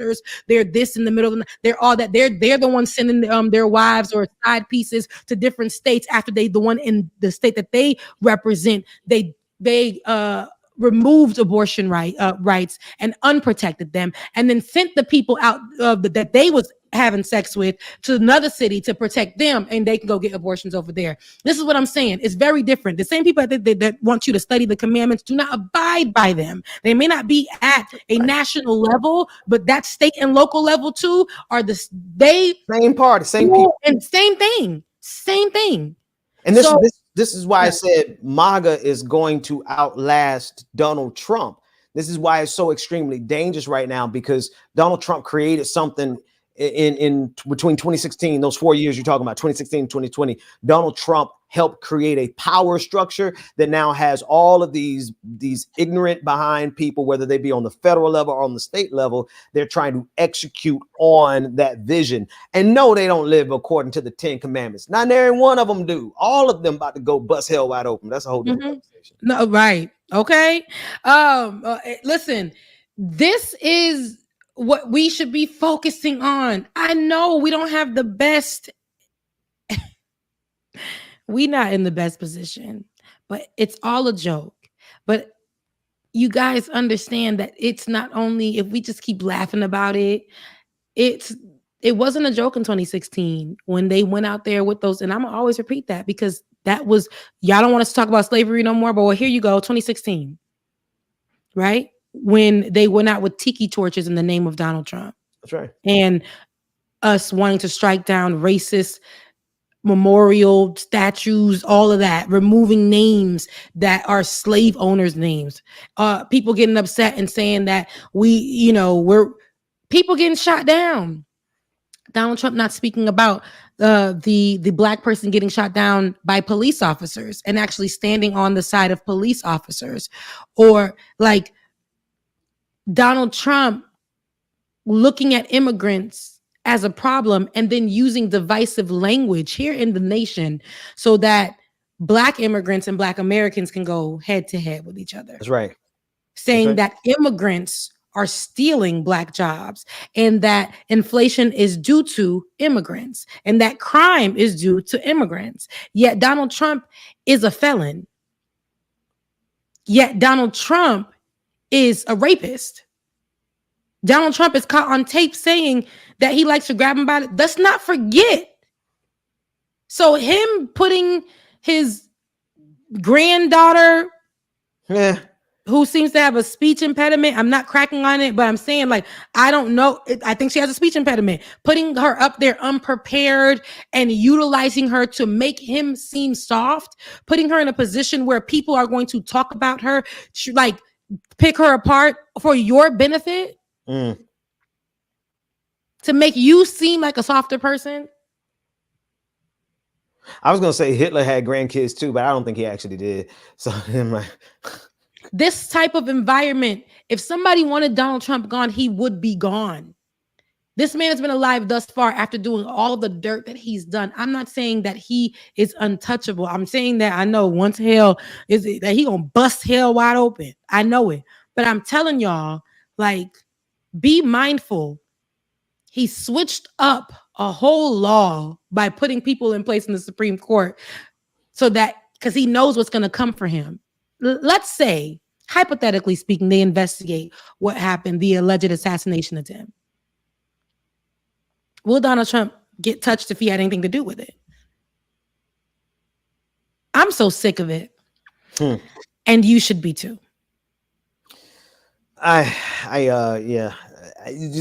We're in a really bad. We're in the worst timeline. I've been trying to think like how in the heck did we get in this timeline, like where everything is as dumb as Idiocracy, as much of a dystopia as any movie. Like, you know, we're talking about trying to fight off fascism, and we didn't even have a chance to fight off COVID, and we're not even doing nothing to fight off climate change. Like, the only good thing about this timeline is that if they keep getting their way, it's almost over. You know, it's not like we're going to be here in the next 50, 100 years to actually worry about what they're doing right now. Like, and we're choosing a path that is so self-destructive. It's not just like self-destructive personally. It's destroying the planet. It's destroying just common sense. Like, they're flat earthers in charge now. You know, you have Candace Owens coming out promoting flat eartherism. Like, how did we get here, America? The world is just as round as her head. I don't know why she keeps trying to like let people think that this, like, we got here because it pays to think stupidly. Yeah. Under the guise of being so intelligent, under the guise of being the only Black or the white elite that thinks differently, who's like, yes, that's outside of the box, yet you're just dumb. And that's America literally became what they are because they did not want to accept any truth, any facts, and them just saying something and believing that about themselves, the confidence that America has about their lackluster work, about how they got this country and put it together. America is not at all what they say they are. Yet they walk around here unarmored. They have no real skin in the fight. But because they said it, people believe it. And at the end of this, all of this, if we do not challenge and try to, we have to hit it at the root. Our ancestors did something and we cannot stop the fight now. Because if we do, we're just going to, we really are. I know they make that joke about rewinding the clocks back 400 years, but we actually, no, that's what's happening. They won't. They're obliterating people and nothing is happening for their actions. You said it. Like, no, they literally said, Nick Fuentes, who is a white nationalist with Hispanic origins, they don't want to take us back to the 1960s. They want to take us back to the 1560s. Literally, 400. They want to take us back centuries, y'all. And they are in a position to strike and they're not only in a position to strike, but they have their fangs out. Oh, they want blood. They're calling for, I mean, in 2 weeks, our last episode, we covered Mark Robinson, who was in the pulpit saying, we need to murder people. We need to kill them in Jesus' name. We need to kill them. They're in the pulpits doing this. And it happened not suddenly, like we could see this progress over the last 15 years, but the switch, oh man, when this thing turns, it's going to feel sudden because there's going to be a lot of people who haven't been paying attention. A lot of people who think, you know, oh, we're living in a diverse world. No, you're not. Nah, baby, if you're on a DEI staff at anybody's job when Trump gets power, your life is in danger. You're run for the hills, baby, from which cometh your health. And that's not going to be Republicans. I want you to understand right now, DEI hire, the way that Republicans take things and make them negative, repurpose them for their BS. We have to, they want to remember when it was like whites only and all this. That's the little effort that we did to be going into schools and all this other stuff and segregation. They have taken it away from us in some way, shape, or form. Social media wise, you already know. Google anything in this world. Google something that's black. They have whitewashed every single thing you can think of. They want to make you think, like you said, Ben, the 3 silver coins that they gave you is just enough for the black, but that's the ceiling for you. While white people get whatever else it is. Elon Trump. Elon Trump. Why would I say that? See, the Lord, that's crazy. I said that by mistake and it made all the sense. Elon Musk reposted on Twitter some stupid graph that showed the richest people in the most successful, let me say, I didn't say richest, the most successful people in the United States. And white people were like, they weren't the first. I think it was like Indians, I want to say, were the first, or Asians or something like that, but the most successful. And they were like, oh, and then they come here and say that they can't, that they're being discriminated against. White people were in the comment section saying basically like, we need to get them out of here because look, they're the most successful here, but they're crying about laws to pertain to them. And successful and richer, I think that's the most successful means they come here and do something to make sure that they can try to do something to make themselves successful. The number's still like, hey, there's still more white people here than white people will always live. A poor white person compared to a poor black person will still be richer. Look, it's not always 100% the case, right? But I would never forget one of my neighbors, love him, cool white dude. And he was just like really down because, you know, he couldn't find work. And I was like, dang, man, I understand. It really, really bad. And I started doing the math though. I'm like, but you're living in a pretty nice house. What's going on here? And he hadn't been working for a while. He's like, you know, I'll go pick up a job here and there. He said, yeah, I can't find work, but I got all, you know, I got, you know, investments.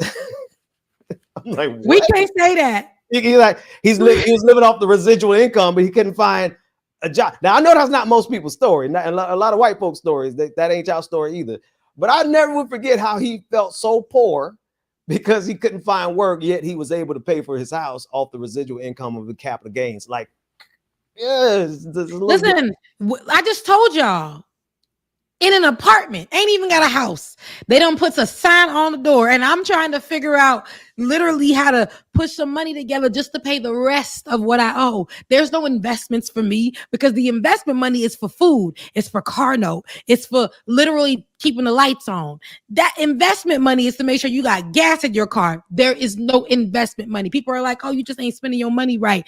How, y'all? You got $50 left over at the end of the month. What you gonna do? Put that in a stock, or you just gonna be like, let me go get some wings? I'm tired of this. Let me tell you something. I got $10, and right now $16 a pack of wings, and I gotta come home and cook on a stove.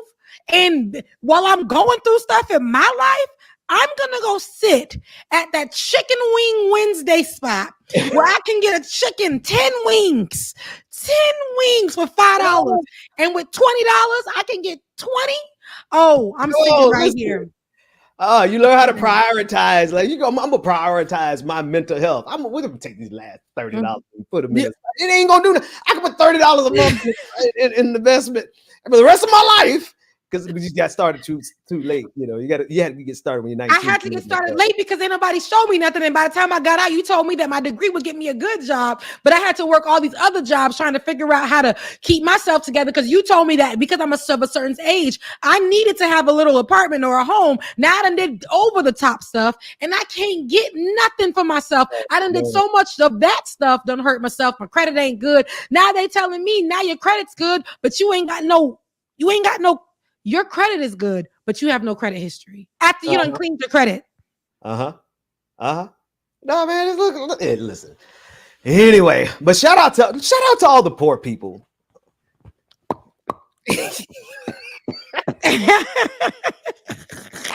Solidarity, man. Working solidarity, class, baby. Listen. And you know what? I said the white poor is richer than the black poor. I meant that, but we all in this together because poor is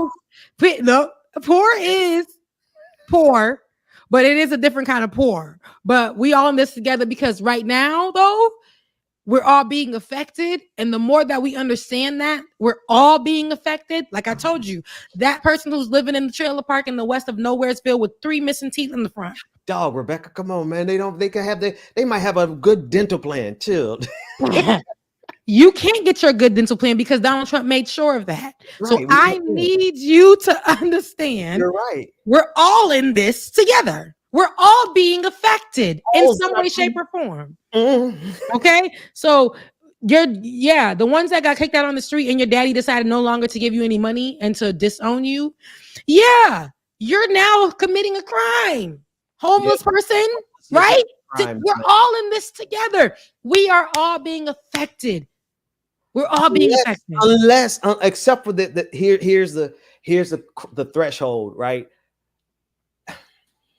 You know, it's actually a mess because there's so many poor people who are okay with the system because they think one day they won't be poor no more. Right? That's the real problem. There's just a whole and that crosses races. Mm-hmm. Every single race got a group of folks who are working class, who don't have any money at the end of the month. You live in paycheck to paycheck, but because you want to look like this on Instagram, you want to look rich like everybody else. You want one day you're going to be able to get on the yacht. One day you're going to be a millionaire. One day you're going to be a billionaire. That's why we can't have the solidarity that we need. Truth be told, if every poor person in this country had solidarity and said, we might be poor, but we're going to withhold our money from you, and we boycott you, or we withhold our labor and we strike, we would bring this country to its knees in no time flat, which is why they go out and assassinate people to make sure stuff like that doesn't happen.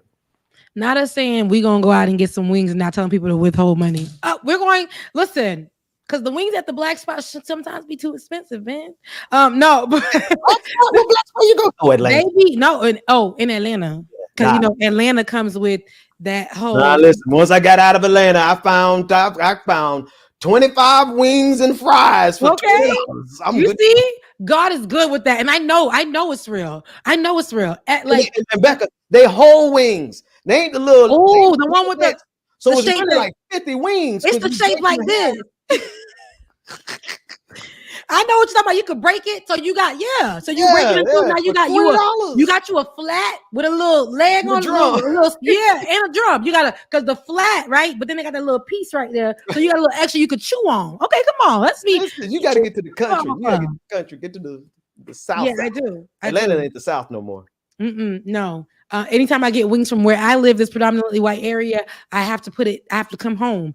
Put it in the oven a little bit, let that thing cook a little bit more, put a little more seasoning on that, flip it over a little bit, broil it for about a few minutes, and then make sure it got a little crisp on there. Yeah, I gotta do that, but it's cheaper. Anywho, we're at the end of the show. I know that you guys, I hope that if you are still here and you are watching, and I am so glad to see over 50 people on my channel live right now. I appreciate you guys. I appreciate you guys for tuning in to Like It or Not with Rebecca's and friends.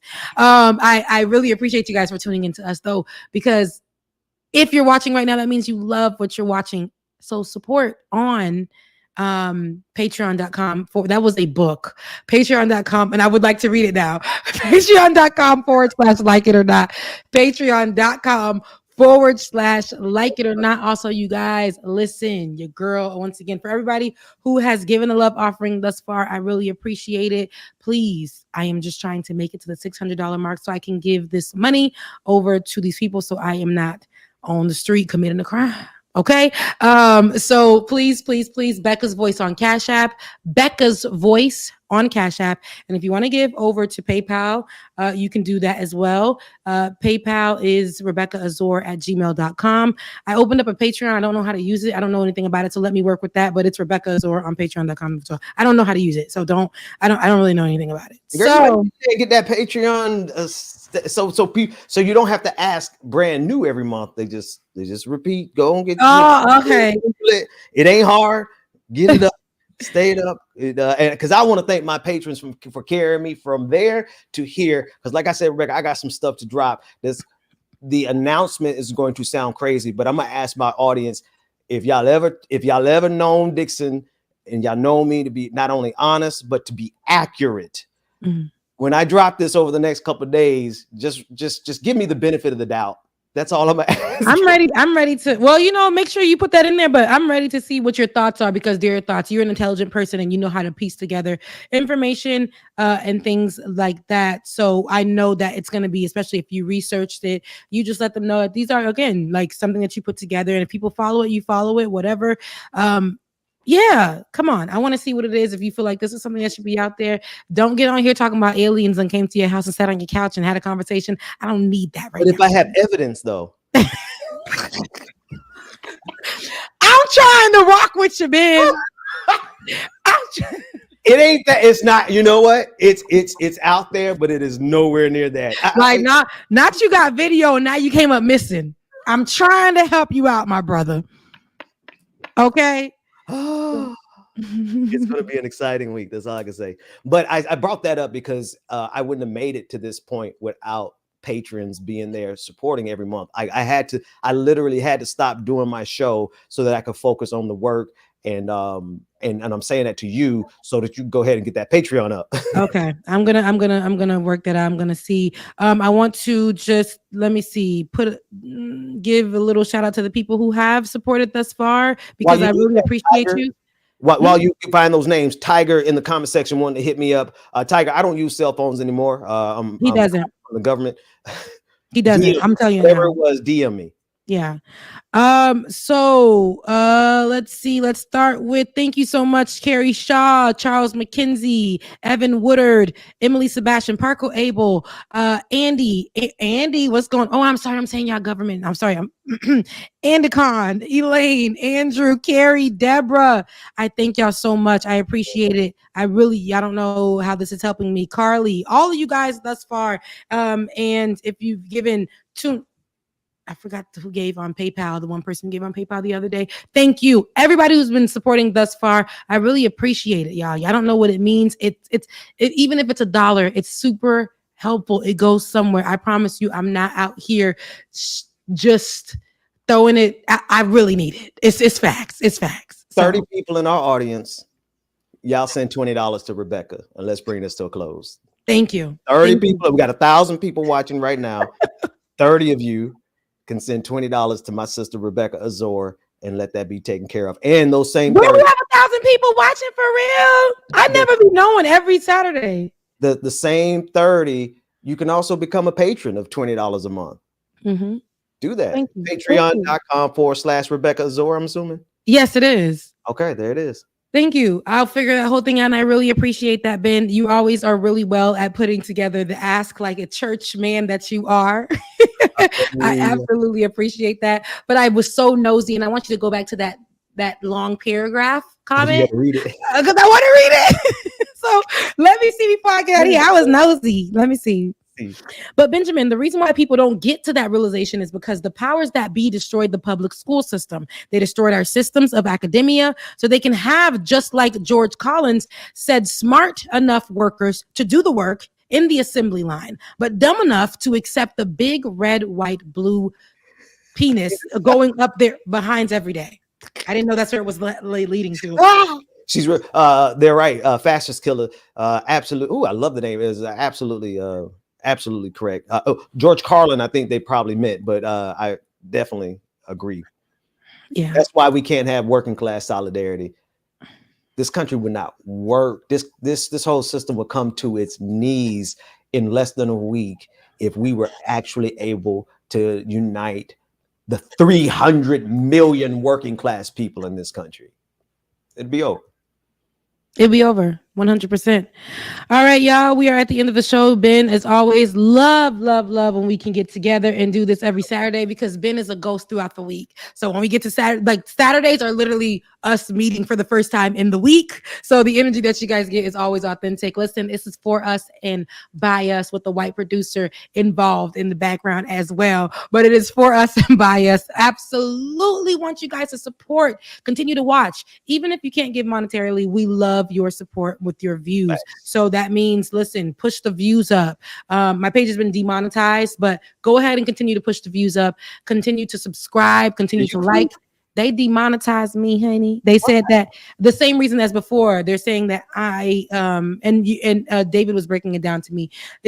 Because I don't have my separate stuff. And I told you, God told me to do something and I didn't do it. But this is my show, though. And so I know other people who have the same formatting as me and with other people and stuff like that, but they're not demonetized. So I wrote it on a thread and I hope they get back to me. But we're working on it. In the meantime, just share, like, subscribe. You got Becca's voice to definitely contribute to if you can. But share, like, subscribe, push our pages into the algorithm. Our voices need to be heard in this space and in this time right now. And if you guys love it, don't keep it to yourself. Let the world know. All right, we're at the end of the show. I love y'all. I mean it. I thank you guys. And I hope that you guys have a great day. Ben, go do what God told you to do. That's the message for all y'all. This week. Rebecca, this week, this is a deal between us. Okay. If we come back next Saturday and we haven't dropped what the Lord told us to drop, shame on the two of us. Shame us in the comment section. Right. All right. And if that spoke to your hearts too, do what God told you to do so you don't come here looking crazy. Love you guys, mean it, and we'll see you next Saturday. Bye. Doing here is not going to stop when it comes to these type of discussions. It's going to be for us and by us here on this platform when the media is telling us to look the other way. Your support is what helps us move forward. Join patreon.com/like it or not. Help us grow. Like it or not, y'all. 2023. Y'all know what time it is. It's time for like it or not. We're Rebecca Azure. Let's start this damn show. Yes, it's time for like it or not.